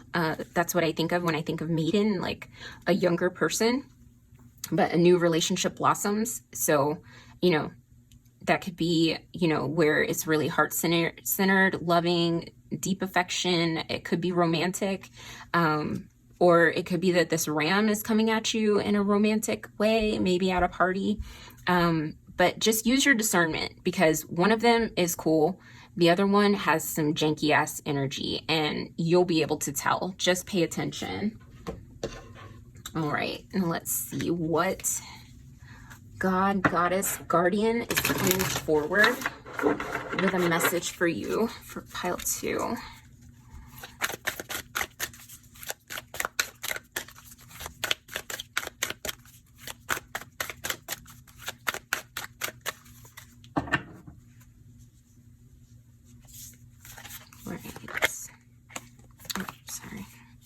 You know what? Baba Yaga came out on top, so here we go. You got 2. Baba Yaga, patience. So this could be patience with what it is that you're building, patience with yourself, patience with this new relationship. Definitely not patience with any assholes. You can go ahead and tell them to, you know, keep it moving. Yeah, but there you go. And you have Inanna, believe in yourself. Okay, yes, definitely believe in yourself. You've experienced so much. You should be proud of yourself and believe in your potential. Believe in your sense of judgment, that you have good judgment. Okay, and the last thing we're going to do is pull some botanical oracle cards to kind of reframe some statements that you might have into a healthier frame of mind. So let's take a look at that. Okay. Go. The first one we got is spirituality. Trigger statement, I am so disconnected. Look at that, where it says it's natural to want to withdraw. Trigger statement, I'm so disconnected. True statement, everything is connected. You are connected to source, pile 2. It will be beneficial for you to spend time in quiet contemplation. You need to reflect within to find the answers you seek. Okay, reflect within and also connect with source. All right, let's see. What else we have here for pile 2?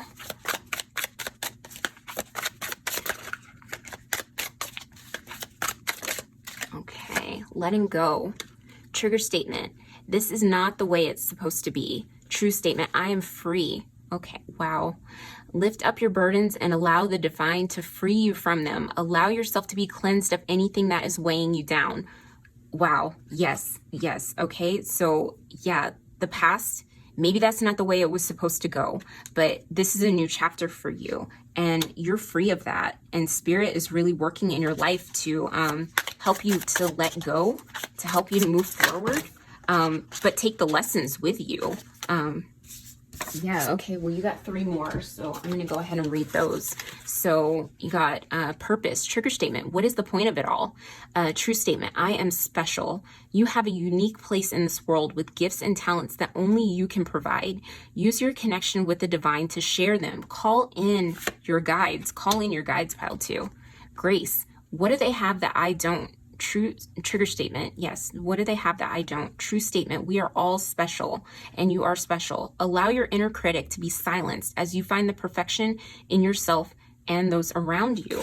Okay. So yeah, that silence that inner critic. And balance. Trigger statement. No one understands me. True statement. I ask for what I need. From a place of love, you need to stand up and speak your truth. What you wish for is what the universe wishes for you. Stand up and speak your truth. Yes. And speak it aloud. Speak it in affirmation. Speak it in prayers. Speak it to other people. I think that is another thing that you will receive as a gift this month is the gift of using your voice and channeling it from your inner fire. That is going to really feel, transformative for you. You're going to transmute that pain, but really using it, for a purpose. And definitely use your voice. If there is someone that feels untrustworthy in your orbit, it's okay to address that out loud. It's okay to speak up for yourself, pile 2, because you are deserving of worthy connections, especially if you've been done wrong in the past. You deserve to have blossoming relationships, whether they're romantic, platonic, business relationships, whether they're in your family. But yeah, if there's someone new coming in for you, just, be aware of how they make you feel in your body, right? First, the fire. The fire is that bodily response. And just be patient with yourself and believe in yourself. But that's really beautiful for you. But that's all I'm seeing for you, pile 2. Make sure to leave a comment letting me know what pile you picked and how it resonated for you. I want to thank you for your presence, your time, and your energy. That's truly where the magic happens. And thank you to all the collective guides and angels for these wonderful messages. Don't forget to like, subscribe, and share this channel with folks who could benefit from the messages. And while you're at it, hit the notification bell so you don't miss any of my future videos. Stay safe. Be gentle with yourselves, and I'll see you again soon. Have a wonderful April, pile 2. Okay? Bye. Take care. Hello, pile 3, and welcome to your reading for April 2022. This is for the pile that picked the citrine and that picked angel number 308. So now we're going to flip this card over and read what it means. Okay. So it says, you need to dream big right now and take steps to make those dreams a reality. Don't quit. Success comes from your willingness and determination. Stand tall in your power and believe in your unique strengths and talents. It's important not to compromise your integrity or allow others to negatively influence you. It'll set you back on your journey to realizing your dreams. Okay, so that sounds a lot like it's aligned with Aries season and Mars energy, okay? Dream big right now. And with Jupiter and Neptune about to come together midway through April, I believe the conjunction is on April 12th. That is perfect for dreaming big. So especially for you, pile 3. Write that date down, April 12th, because you need to do some real big manifestation ritual on that day. Because with Jupiter and Neptune, that is going to amplify whatever it is that you are manifesting as far as whatever dream it is that you're trying to bring down to reality. And, we're in Aries season, which is ruled by Mars. And I believe by that time, don't get me wrong, I don't remember the exact astrology, but Mars is also, I believe, going to be in Pisces at that time. So Mars is going to be giving that a boost, and we'll be in Aries season. So it's like manifesting and taking action will really help you. And Venus will be there too. So it's like we're going to have a stacked house there. But with Mars giving that boost, and in Aries season, it's all about that action. So, be ready, and that with the message of not compromising your integrity, that really means not taking any shortcuts. And that is something, I am in Aries. I am ready to call myself out right now. It is easy to want to take the short path, the easy path. But don't compromise your integrity, and don't compromise the integrity of your work, and don't allow others to influence you into taking shortcuts, because that's really going to set you back. You're going to have to probably do things 2 or 3 times, or you're not going to see the fruits of your labor, in the same amount of time as if you would have just, planted those seeds and really taken the time, to do the work the first time around, right? Because then you have to do it again. So that's a really big message, because when there is all that Pisces energy, yeah, we can be feeling kind of foggy and like, oh, things will just work out. But we really do have to take the ram, so to speak, by the horns and, put some action behind that and really go for it. So pile 3, before we get into your tarot cards, what I want to do is pull some oracle cards to see what else Spirit might have to say to you to ground this reading for the month. And I feel like those just fell out, so I'm not going to take that. They're meant to come out, they will again.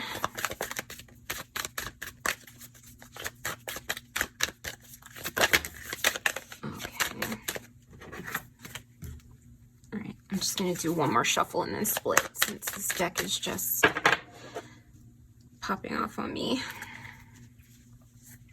All right. We got Find Your Way Home, turquoise. Let's get one more shuffle.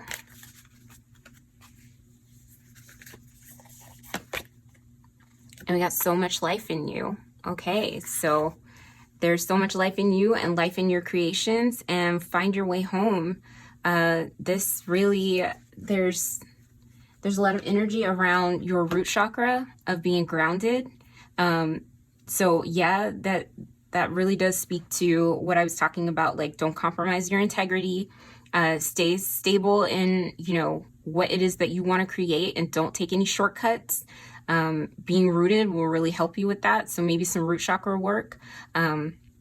But yeah, harnessing your fire, there's so much life in you. That really does speak to Mars energy. And, right now in Aries season, the sun is exalted. So that is like solar life force energy, so much life to be able to breathe into what it is that your dreams are and making them a reality. And find your way home with turquoise is like finding your true north, like finding what it is that is genuinely your passion, what you want to create from. Finding, yeah, there we go. I said true north and I didn't even see that north right there. But yeah, here the sun is here, but it's like creating from a place where it's like, when you do it, it feels so natural to you. It feels like home. There's a lot of blue here. This is a throat chakra card, so it could be, yes, your natural expression of your life force energy. You have so much life in you, but do it in a way that is so authentic, that feels like home. And that'll really put you on your path to making your dreams a reality. But this is the month to start pile 3. Don't waste this energy. So what we're going to do now is go ahead and get into your tarot spread. So this card represents where you are at the beginning of the month. All right. And we have the 7 of Cups. So yeah, you are definitely dreaming big. The 7 of Cups speaks to having a lot of options. You may not be feeling very focused on one. And what I'm hearing is that you need to kind of narrow it down with this find your home. Because it's like you're looking at all these things and you're like, yeah, I have so much I want to do. I have so many things that I want to create. And this angel number card is saying dream big, right? But I think where the confusion might come in is like, yes, dream big, but focus your dream on one, maybe two things, you know, not 7 different things. Like putting your hand in too many pots is not going to bring you the results that you're seeking. And that could compromise the integrity of your work as well. You may not see the results in the quality of your work that you want to see. So yeah, and in this card where it says don't let others influence you negatively, that doesn't necessarily mean that somebody has to be like getting you to do something that is, you know, not in line with like what you believe is right or wrong. Like it doesn't have to be some kind of moral quandary. It could just be that you really want to do this thing and they're like, hey, you know, I really was looking for somebody to collab on this, and you're like, I'm not really feeling that. This was really my focus. You know, don't let anybody pull you out of that. If it feels right to you and it feels like you have the time to, you know, pour into that, go ahead and do it. That's okay. But what you're really trying to commit yourself to, don't let anybody throw you off of that path is what I'm hearing, because, you know, it's really easy to get distracted on like, I can do this and I can do this and I can do this, because right now there is an abundance of energy. And trust me, I'm an Aries and we get distracted. We love to start things and we don't finish. I have such a hard time finishing things, and it's not just because I have ADHD. Like I get hyper focused on things and I can finish to completion, but sometimes I can start a million things and it's like I have nothing to show for it because I get interested in something else. So this is really saying like, you know, pick a passion project, or, you know, pick one little side project that's maybe, you know, smaller if you need a little bit of variety, but don't have your hand in too many things, because that's where I see you at the beginning of April, and that's not going to set you up for success. Especially because we're in a Wheel of Fortune month, and Jupiter is the ruler. It's only going to amplify that sense of like more, give me more. And that's not always what you want, because Jupiter can, you know, it's the planet of luck, good luck, but sometimes your luck can run out if you're just hoping that things will work out. You really have to put the action behind it, and your intention and your will. So this next card is going to be a bright spot for you this month, pile 3. Temperance in reverse. Okay, I was just talking about the Wheel of Fortune ruled by Jupiter. Temperance in reverse is Sagittarius. So temperance is there for you, but what I'm feeling is that you're not necessarily wanting to bring in that balance and really lean on the lesson of divine timing, you know, so, you know, and taking your time. This feels like rushed energy. But this is a bright spot for you this month, is that the lesson is there for you to learn how to co-create with spirit. Because there is an angel in this card, right? And there's fire and water. There's the sun coming up over the background, in the background. You know, the sun is really shining on you, but you have to be able to kind of alchemize this root energy, and this throat chakra energy is really what I'm seeing is like, use your voice, use your creative voice, and that is your expression. It can come out in whatever way that, you know, if you're manifesting, or if you're creating a project, if you're creating content, if you're trying to get a new business off the ground, whatever it is that your dream is, if you're manifesting like new, better health for yourself, or, you know, whatever it is. But yeah, it's like, make sure that you are activating your root as well. So, you know, if you listen to like singing bowls, those meditations, you don't necessarily have to close your eyes and meditate when you do it. But you can walk and meditate, you can, you know, knit, you can do anything where you use your hands, you can listen to them while you're cooking. But with this blue in the throat chakra, like, I don't just think about expressing, I think about listening too, because it's about communication. Do things that will balance out your energy, because there is fire, in the air. And Mercury is going to be in Aries for like the first half of April. So you're going to be thinking fast and wanting to move fast and, quick, fast, do more. And what Spirit is saying is to take your time. So a bright spot in the month is that there might be a lot of spaciousness for you, to really take time to get that balance in place, because this is a month where we're starting things. So what I'm literally hearing right now is like, start how you mean to finish. If you want to have a steady pace of growth, start that way.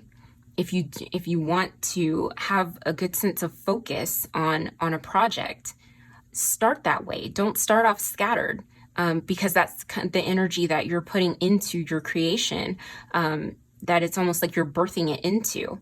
You're birthing it into the energy of chaos. And that's not what you want. That's not how you want to continue. So call on your angels, call on, Temperance. Temperance has an angel. So there is an element of spirit there where spirit wants to co-create with you this feeling of balance and, alchemy, alchemizing your energy so that you can use it effectively. So let's go ahead and look at what your challenge is for this month, pile 3. All right, and we got the 8 of Cups. All right, and this to me speaks to, not knowing when to say no to someone is really what I just heard. Where it says like it's important not to compromise your integrity or allow others to negatively influence you. A challenge might be, because in the 8 of Cups, we're literally walking away from something that feels familiar and safe, and moving on to something that, we don't know what's out there, but it ends up being the 9 of Cups and it's our wish fulfilled, right? Our dreams are becoming a reality. And it might be hard for you to either say no to someone else or to say no to yourself this month. So that is a challenge. And what I want to invite you to do is really lean on this abundance of temperance. This card is really important for you. And it is inherently challenging to do that, right? That I believe that this is one of the more challenging cards in the major arcana. It's a 14. It reduces down to a 5. 5s are a challenge. It can be a challenge to be patient and to lean on divine timing. And you might hear, this might be a situation where it's like there might be a party or something really fun, and you might have had a plan to really, take steps towards whatever it is that you are manifesting, right? Success comes from your willingness and determination. So it might be a challenge to your willpower to say no.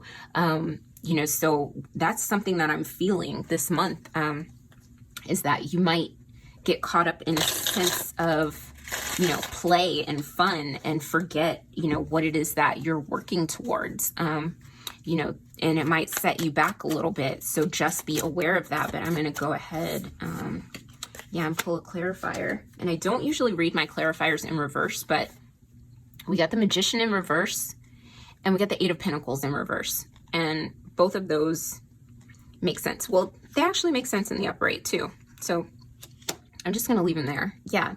But the Magician is a manifester. He has all his tools at his disposal. And it's like, the maxim is as above, so below, as within, so without.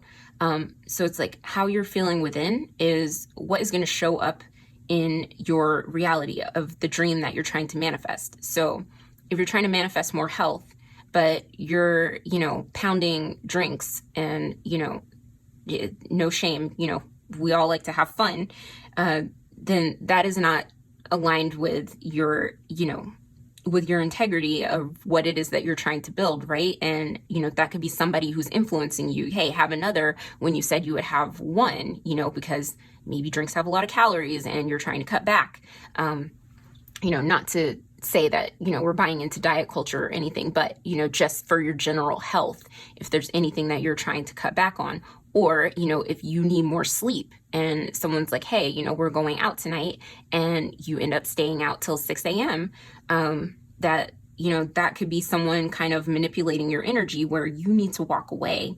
And, you know, this is the Seven of Pentacles, which really mirrors Temperance, is, you know, having patience with yourself and being willing to like see the potential in what you're growing, see the fruits of your labor. You know, in the traditional card, the pentacles are growing on a tree, and he's tending to them, he's looking at them, but he's not plucking them off of the tree yet. So there's an element of patience there, where it's like, you know, you need to have patience with yourself, and with what it is that you're manifesting, and really be able to use discernment and wisdom. Any seven really does deal with wisdom in making the decision to take right action, the right action for yourself. And in this case, it's walking away and walking towards what's going to bring you to your Nine of Cups, pile 3. So let's go ahead and pull what your end of the month is going to look like. Okay, so it looks like you really do kind of integrate this lesson of the Four of Swords. So learning how to really relax and ground your energy, ground your mind, stabilize your thoughts, because here in the Seven of Cups, this is like opposite energy of, you know, feeling very confused and looking at all your options and what do I choose? What do I choose? And here, you know, I know she's holding her head, and to me, this might speak to a little bit of difficulty in letting go. And, you know, because normally the person is almost, you know, just lying there and they look, you know, dead. But this person is really looks stressed. So it might be hard for you still, you know, at the end of the month to, you know, take time out for yourself, but that you're learning. You know, we're still in the beginning phases of this new cycle, of this new astrological year, but learning how to ground yourself, you know, and when to walk away when something isn't serving your best interest, what's not serving ultimately what's going to lead you to the outcome that you're seeking. Yeah, so that really is a good outcome for the month. And, you know, learning how to take time, you know, for yourself, and trust in divine timing, trust in spirit. So what we're going to do is pull some tea leaf cards and see what are some things that might come up during the month of April for you, pile 3. Okay, didn't I tell you I was feeling a party? Okay, gong, an exciting event. So yeah, I was thinking somebody was like going to ask you to come to a party, and it might be a distraction. Like they might ask you to stay out or like push your boundaries a little bit too much. You know, and you might have to push back and say no. Butterfly, a change for the better. Four of Swords. Yeah, that change might be hard, but ultimately it will serve you. Let's see what else we got here. Okay. Archway, new opportunities, possibilities, and paths opening up. Okay. Now, it's a really big deck, so I'm going to pull the other half and see if there are any messages in there for you. So what messages do we have for pile 3? Okay. Horseshoe, good luck. Okay, so luck is really on your side as long as you're taking the medicine, you know, of this tarot spread, and really relying on spirit and staying in your integrity. And bell, announcement. So there might be some kind of announcement coming, and it feels like good news with this horseshoe. So be on the lookout for that this month. And especially with that Jupiter, Neptune, Venus, Mars all in the same sign, I would say if you look at your birth chart and see where Pisces is, and that might be where you're receiving some good luck or like an announcement of some news. yeah, so like, for example, I'm a Cancer rising, so Pisces is my 9th house. So 9th house of, you know, higher beliefs, publishing, communication. So I'm really hoping that this channel will take off in the month of April. That's something that I'm manifesting. But yeah, not to make it about myself, but just as an example, if you need a copy of your birth chart, there is a link in the description box. So check out where Pisces is in your chart.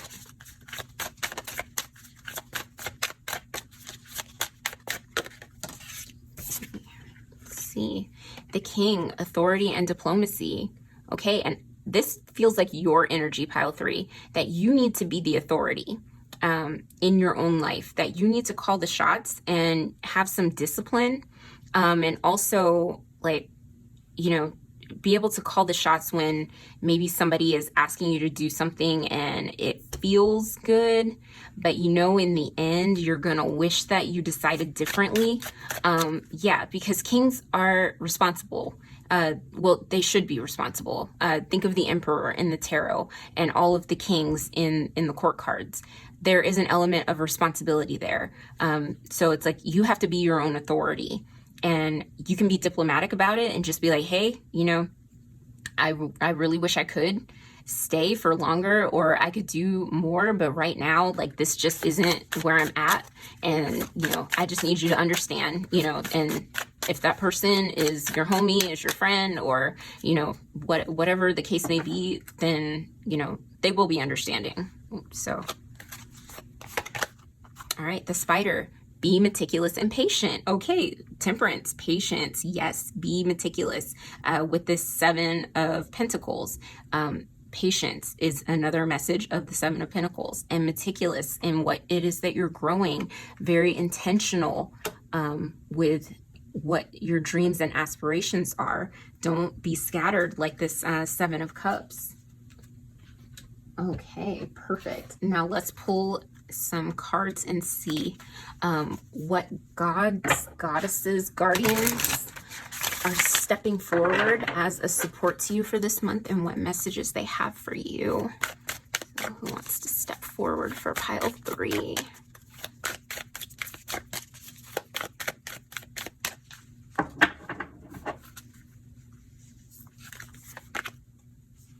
All right, and we got Butterfly Maiden, beautiful change. All right, and you got 2 cards that came out together. Okay, so let's set that there.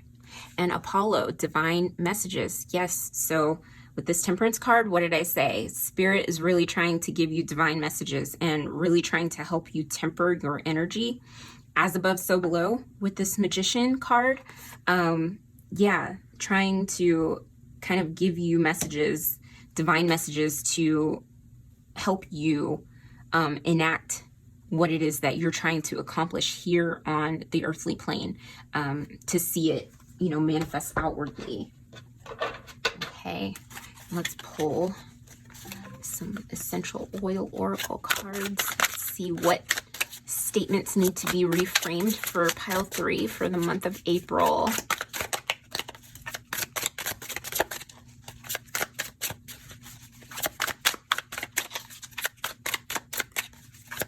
This looks like a really great month for you guys. Like, I'm excited for you. And really, I got to say it again, April 12th, mark your calendar and really do some manifestation work.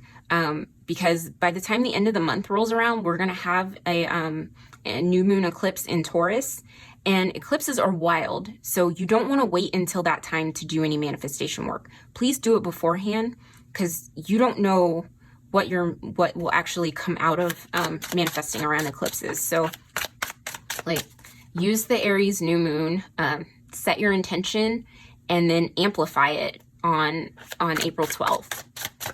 Okay, so, all right. So here we go. Bliss, trigger statement. Why am I here? True statement. I make a difference. Okay, and your creations, your dreams, whatever they are really meant to make a difference. You will have the motivation you need to express your light. Know that what you do today makes the world a better place. Okay, and that is why all this patience, all this, diligence is being asked of you right now. This meticulousness. You have an abundance of, life force energy in you, And yeah, you're being asked to really harness it in a way that will serve you and serve the world, actually. So, you know.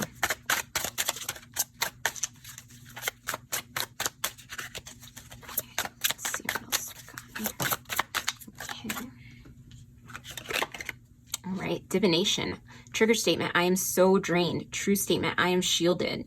You are finding balance as you see what resonates and what does not. With clear sight, you are safe and protected. Okay, so what resonates with you? Who resonates with you? What attitudes resonate with you? What is in alignment with your integrity? Yeah, so... And with this divination, feeling drained, allow spirit to fill you up. You're going through a big transformation right now. Let's see if we can get one more. Oh, ooh, that's too many. Well, hell, let me see. So we've got 3. Here we go. Reconnect. Trigger statement, I need to escape. True statement, I am present. Okay, be present. The root of the issue for you will make itself known. Be open to the information you receive from your body, mind, and environment. Okay, so yeah, don't run away from yourself. Don't try to abandon yourself. With this 4 of Swords, stay present with yourself and belief. Trigger statement, it's too late. True statement, I am free to believe. You are clearing away beliefs, energy, and memories that no longer serve you so that the necessary decisions will be made. Okay, let's see what else we have. Passion. Trigger statement, I'm scared. True statement, when I am vulnerable, I am at my strongest. Reconnect with your feminine energy and pursue something that ignites your fire. Open the gates of your fortress and explore. So really beautiful, pile 3. So there's lots of passion, lots of life force energy here. Just really need to be grounded and have that sense of authority and, you know, really bring in some earth energy, because I'm feeling lots of fire. But this is shaping up to be a really great month for you, an exciting month. But yes, and a month with good luck and change for the better. Look, you got beautiful change and a butterfly here. I mean, a change for the better with a butterfly and beautiful change with this butterfly maiden. Like, your life is going to look really different, and this is just the beginning of this new astrological year. So I wish you the best, and drop me a comment and let me know if this resonated for you. But yes, that's all I'm seeing for you, pile 2. But yeah, in the comment, let me know what pile you picked and what resonated. So I want to thank you for your presence, your time, and your energy. That's truly where the magic happens. And thank you to all the collective guides and angels for these wonderful messages. Don't forget to like, subscribe, and share this channel with folks who can benefit from the messages. And while you're at it, hit the notification bell so you don't miss any of my future videos. Stay safe, be gentle with yourselves, and I'll see you again soon, okay? Have a wonderful April, pile 3. Bye. Hello, pile 4. Welcome to your reading for April 2020. This is for the pile that picked the green aventurine and that picked angel number 754. So now we're going to flip this over and read what it means. So it says, embrace life's challenges. You're being given the wisdom to clearly discern right from wrong. Situations aren't always black and white. You have the ability to see the nuances and judge correctly when facing a problem. You're being asked to do some soul searching. Make life choices according to your authentic identity. Let go of things and people that you've outgrown. Okay, so that really does speak to the end of a cycle and the beginning of a new cycle of, you know, situations and people. This feels like a death moment for all intents and purposes, and really some tower energy too. That things might be challenging for you right now, pile 4, but there is wisdom and clear seeing. Like, you might feel like from that shift from Pisces season over into Aries season, like almost like a light bulb went off is what I'm feeling. That, you know, you were kind of in this, you know, feeling like a foggy window, you know, looking in a foggy mirror, or, you know, not really understanding the situation, but feeling something, you know, intuitively. and it's like, wow, the sun has come out. And, you know, not only can you see things, it's like you're not seeing them like as the good bad dichotomy. You can see the shades of gray and nuances in a situation. You know, it's giving me Seven of Swords energy, where, you know, Seven of Swords sometimes gets the rap of like the lying, cheating, stealing card, but really it's strategical thinking, and sometimes thinking of things in a different way, or approaching situations in a different way, the way that we think about things. But it's like also with that, it's almost like you're moving from moon to sun to judgment, where you're able to judge problems based on, you know, seeing things from perspectives of, you know, not just what you've understood, but in a historical kind of collective, holistic way. You know, it's really hard to explain, but it's like you can see the dimensions of a certain problem, of a dynamic, of, you know, something that may have gone back generations, or, you know, it might be like like, for example, if there's like a health issue, you can see the mind, body, soul, spiritual connection to the problem. Or, you know, if there was a, you know, fight in your friend group, you can see the dimensions and the nuances and how each person played into a situation, and how no one was so-called in the right, you know, but it's like you have this, you know, newfound wisdom and clear seeing, and maybe you've had it all along, but it's like it's coming up and it's very prominent for you this month. But it's like now you're being asked to really do some soul searching according to that judgment that you have, you know, where you're really able to cut through the layers of a situation and see things for what they are.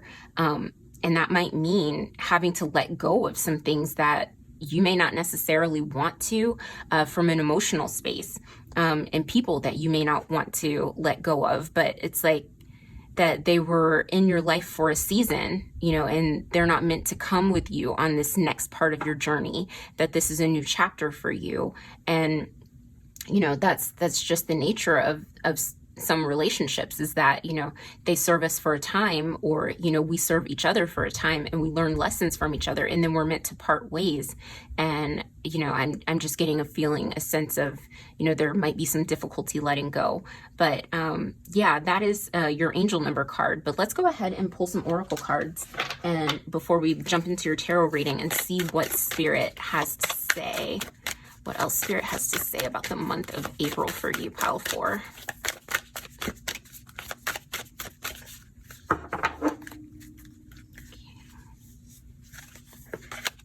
Okay, we got better with time. Okay, and so it might be hard now, but these situations, they might get better with time. And see, this is a green card. It, like I said in the pick a card, I was really feeling heart chakra energy with this aventurine, even though that's really, I don't think it's the correspondence. I was feeling it was connected to the heart. Yeah, wow. Yeah, that some of these separations are things that you have to let go of. It might really weigh heavily on your heart, but it's going to get better with time.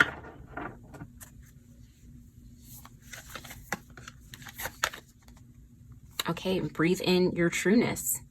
Lepidolite. Okay, so lepidolite also, that was the crystal for pile 2. So there may be a message in pile 2 for you as well.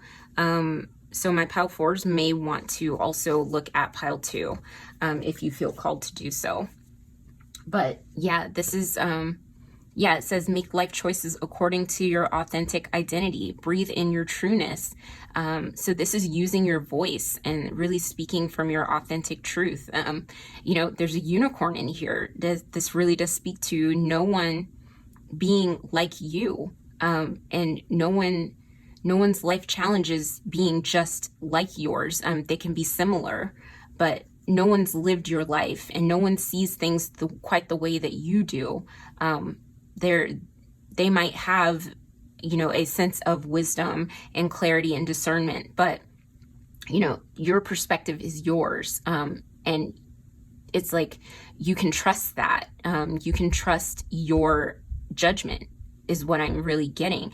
And even with that, like your judgment, using that muscle of being able to judge things and see things and really lean into the nuances of things, that is also going to improve with time. It's like, this is the beginning of a cycle, and this is a muscle that you're going to work. And if you're working it with spirit, yeah, that you're really going to be somebody who can judge things. And this might be something that is part of your greater soul purpose, soul calling, where it could be on like a social level where you're calling things out the way that you see them. And, it's from a true, authentic place that you're using your voice and speaking from the heart. Yeah. Okay. That's a big message for you, pile 4. But yeah, not running away from challenges, because it is challenging, to be a truth teller in a world that doesn't want to hear the truth or see the truth. There are so many ways that people check out. And I don't know why I'm hearing that, you might bear the brunt of some of that, being the truth teller, and, you might catch some flack for that. And that might really hurt your heart. Like, why am I don't shoot the messenger? But that's kind of like where that comes from, that saying comes from, because the messenger gets shot. Like, you're just calling it like you see it. But it's like you're speaking from the heart, but you see things clearly. Yeah, okay. Well, let's jump into your tarot. Okay, so this is where you are at the beginning of April. Okay, and you got the Wheel of Fortune, and this is our card for the month. So you are seeing the cycles. You're in a new cycle. Spirit is bringing you closer to your destiny. Definitely, that's what I was feeling. Like, this is really aligning you with your calling, that maybe you are somebody who is going to be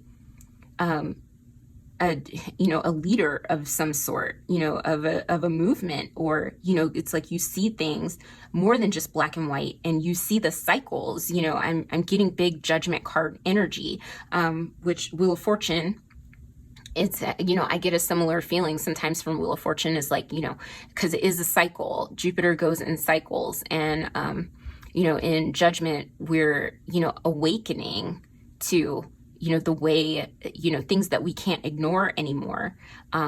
You might have experienced a lot of those challenges, and from that you have, gotten this sense of wisdom, this discernment of, I've been in these situations where things weren't black and white. They were very gray, and maybe I was, on the receiving end of some really unfair treatment. But this is how you've come to know yourself so authentically, to breathe in your trueness. And, these things, these challenges, they'll get better with time. I'm getting very Saturnian energy, because as Saturn ages, Saturn gets better with time as well. Yeah. Okay. So what we're going to do next is look at a bright spot for this month. 10 of Cups. Okay, so that really does speak to being able to touch in with your joy. And, 10 of Cups, there's a rainbow in this card. It comes after a storm.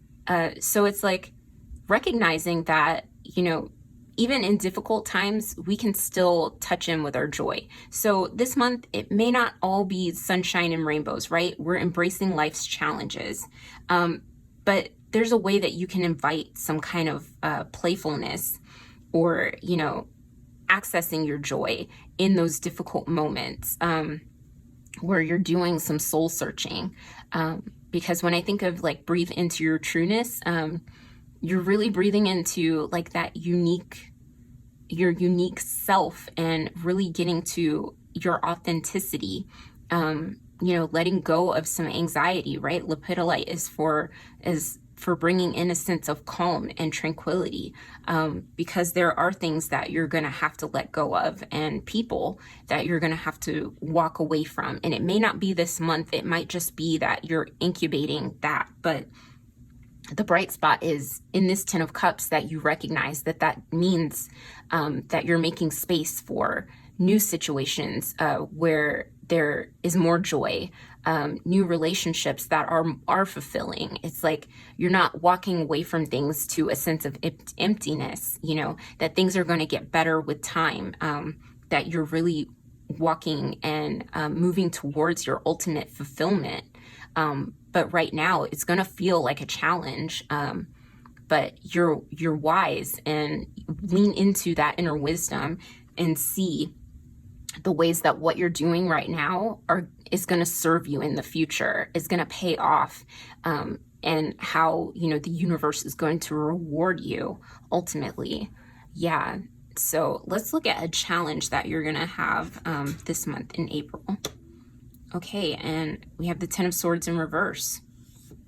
Yeah, so it's going to feel hard here. You have 3 tens. I just realized that right now. Wheel of Fortune is card 10. You have the 10 of Cups, and then you have the 10 of Swords in reverse. These are like all new beginnings, coming from an ending of a cycle.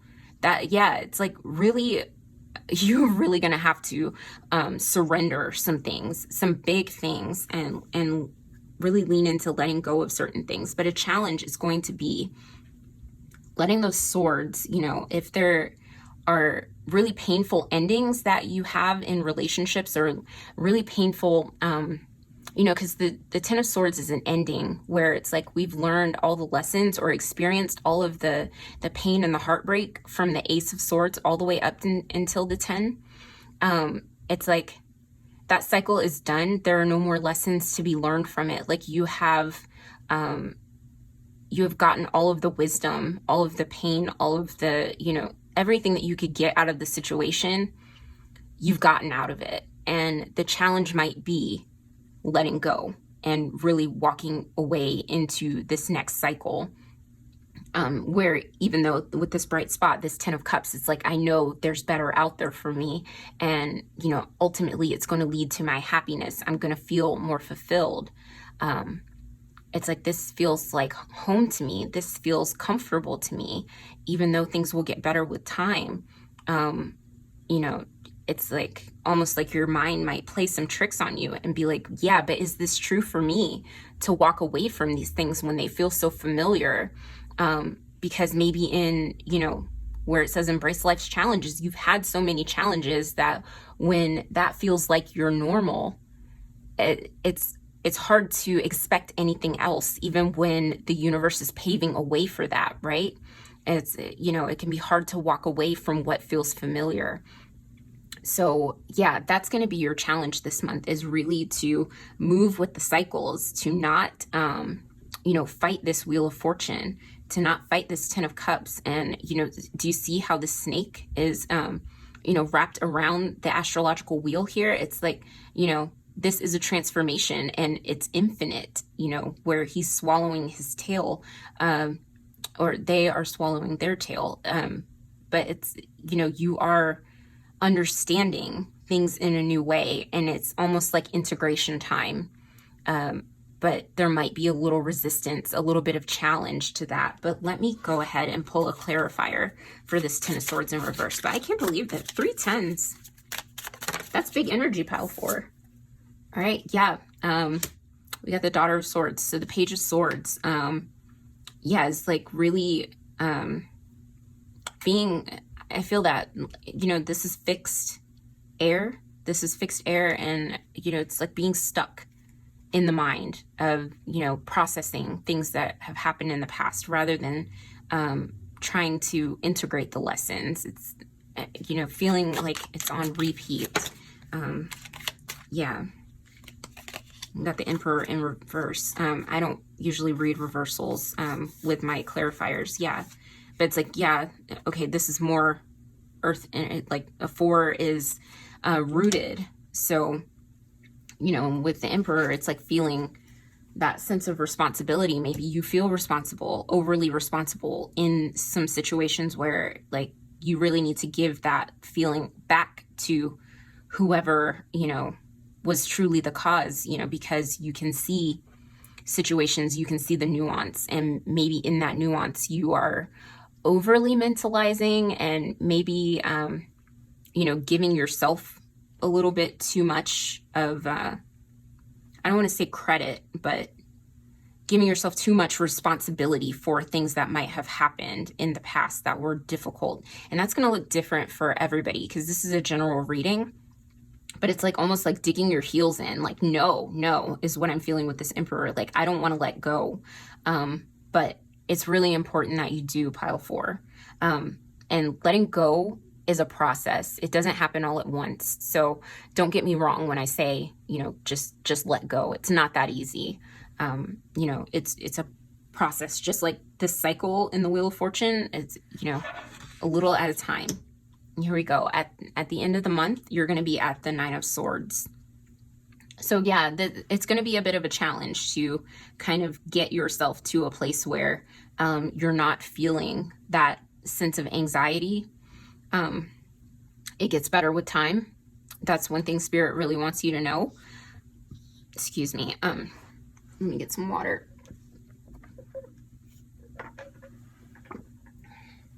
But that it really might feel a little bit lonely, or you might feel a little bit guilty for doing what it is that you know you have to do for yourself, you know, to take care of you.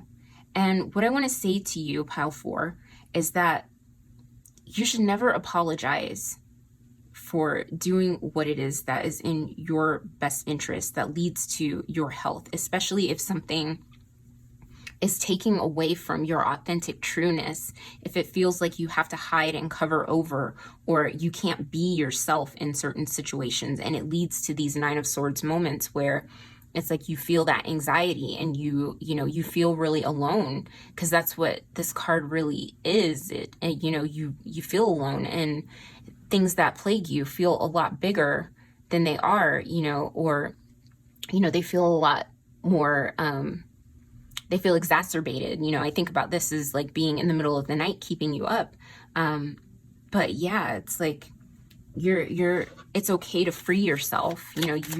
It's okay to walk away. Look, the Lovers is your clarifier that in the end, you're meant to be in relationships and situations that mirror your energy, that are more authentic. So, if you feel like you're in situations and relationships, friendships, in a work environment or a business environment, whatever it is, the place that you live, where you can't live in your fullness, in your authenticity, that is what's bringing this feeling of anxiety, that you can't be your unicorn self, and that the Lovers is a reflection. So whatever it is that's around you, your space is meant to be a reflection of your authentic self. Your friendships are meant to be a reflection of your authentic self. Your relationships, romantic, or what have you. But yeah, and it gets better with time. That little bit of letting go, it ultimately brings you closer and closer to your Lovers and what you value. But, the Lovers is also a choice. It's a choice that you make over and over. And what I'm hearing right now is it's choosing yourself. It's valuing yourself. It's believing in yourself enough to know that you're worth it.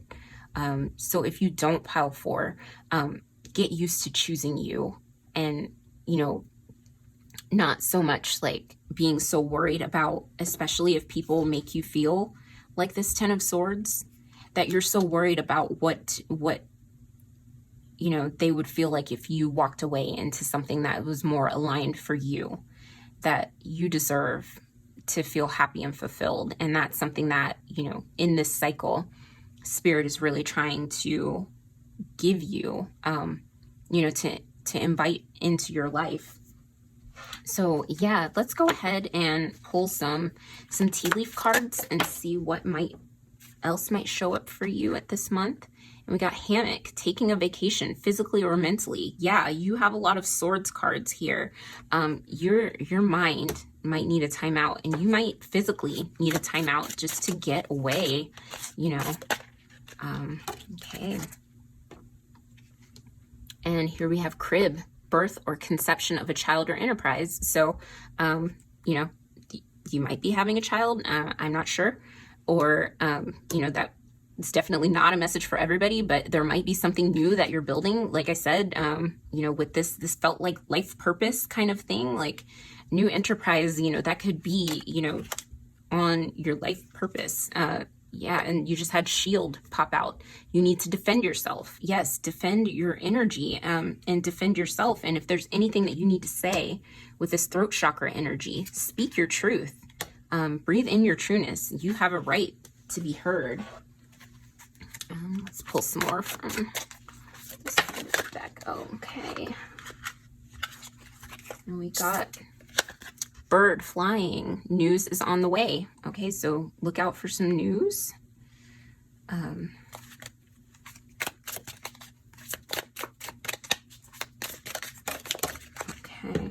let's see what we got here. Kite, another vacation. Okay, so it might be news about a trip. Yeah, really feeling like you need a time out for yourself. Older woman, dealings or relationship with an older woman. Okay, so this could be somebody in your family. This could be an older woman in general. It could be a boss, you know, somebody that you might need to, you know, close a door with, work out a situation with. That may not resonate for everybody, but, you know, that is there.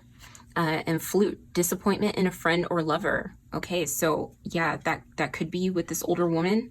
And it could be just disappointments, like with this Ten of Swords and, you know, relationships in general, how you've been treated and wanting to do better and right by yourself in future relationships, and really not abandon yourself and abandon your needs.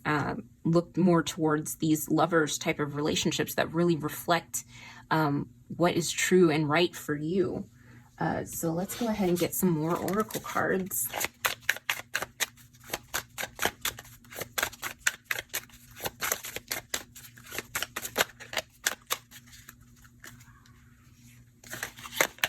Okay, the serpent. Oh, look, there's another snake. A sly and subtle approach is needed. Okay, so look, you have discernment and you can see nuance.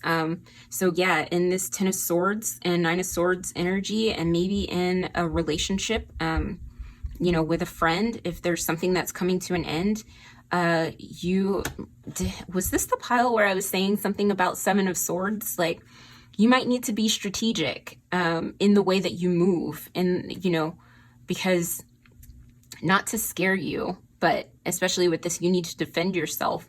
I was feeling like, you know, if someone would make you feel this way, this Ten of Swords, like, cutting them off may piss them off really bad, and you want to protect yourself. So maybe let them down easy, or give yourself some distance. Maybe that's where this taking a vacation comes from. Like, give yourself some distance from a person to allow yourself to, you know, make an easier escape. Okay, and we have the Wizard. Use your skill to aid others. Okay, and that's what I was thinking. Like, this is life purpose energy. Like, you are someone who is a truth teller, a seer, a speaker, you know, and these gifts are meant to be used to help others. But right now, it's like you can't help anybody else until you help yourself, pile 4. And, you know, you can't pour from an empty cup. And right now, like, you'll get to this 10 of Cups. But right now, it's like I feel like your cups are really depleted, that your heart might feel really broken. And right now is really about you, about taking care of your own heart. And then eventually you'll be able to use your skills, your talents, your abilities to aid others who have been in the challenges that you've been in. And it'll come from an authentic place, like from a true place of like, I've been there, you know, and people will appreciate that. So let's see what gods, goddesses, or guardians want to step forward for you, pile 4, and give you some advice and wisdom for the month of April.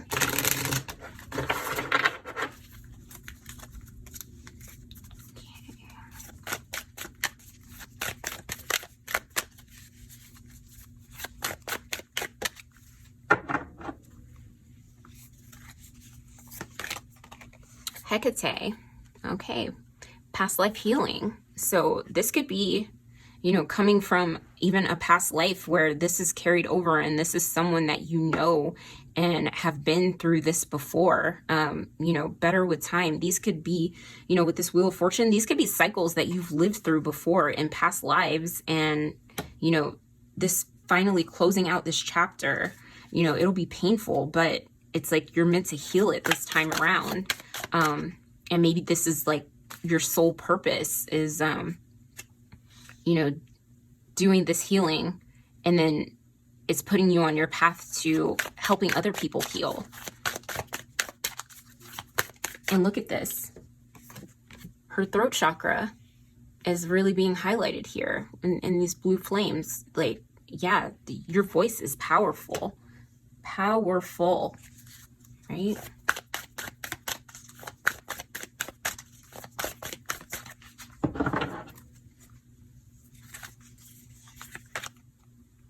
All right, Mermaid of Lemuria, joy. Okay, so look at that, 10 of Cups. You are meant to be joyful. You're meant to touch in with joy.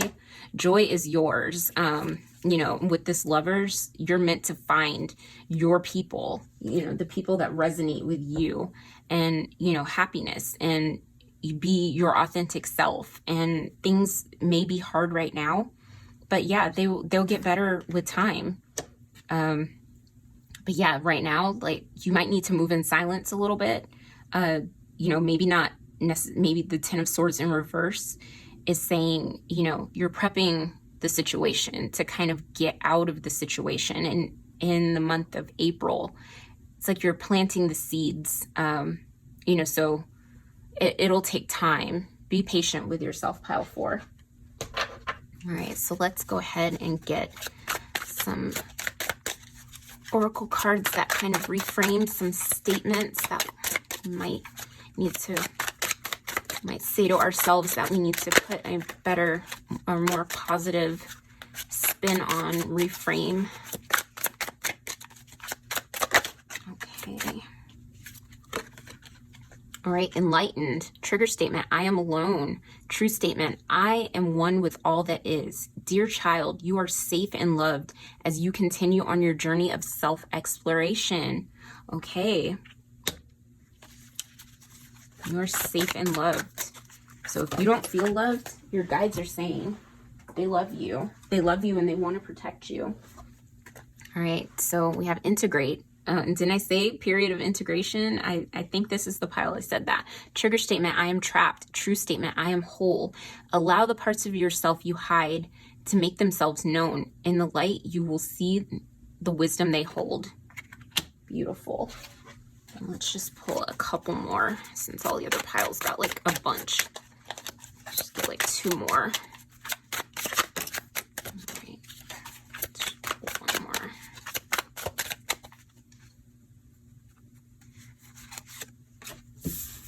All right, here we go. Insight. Trigger statement, there is no hope. True statement, there is a higher purpose. Connect with your higher self and allow to be guided to your higher purpose. See, I told you this is all part of like your soul journey, your higher purpose.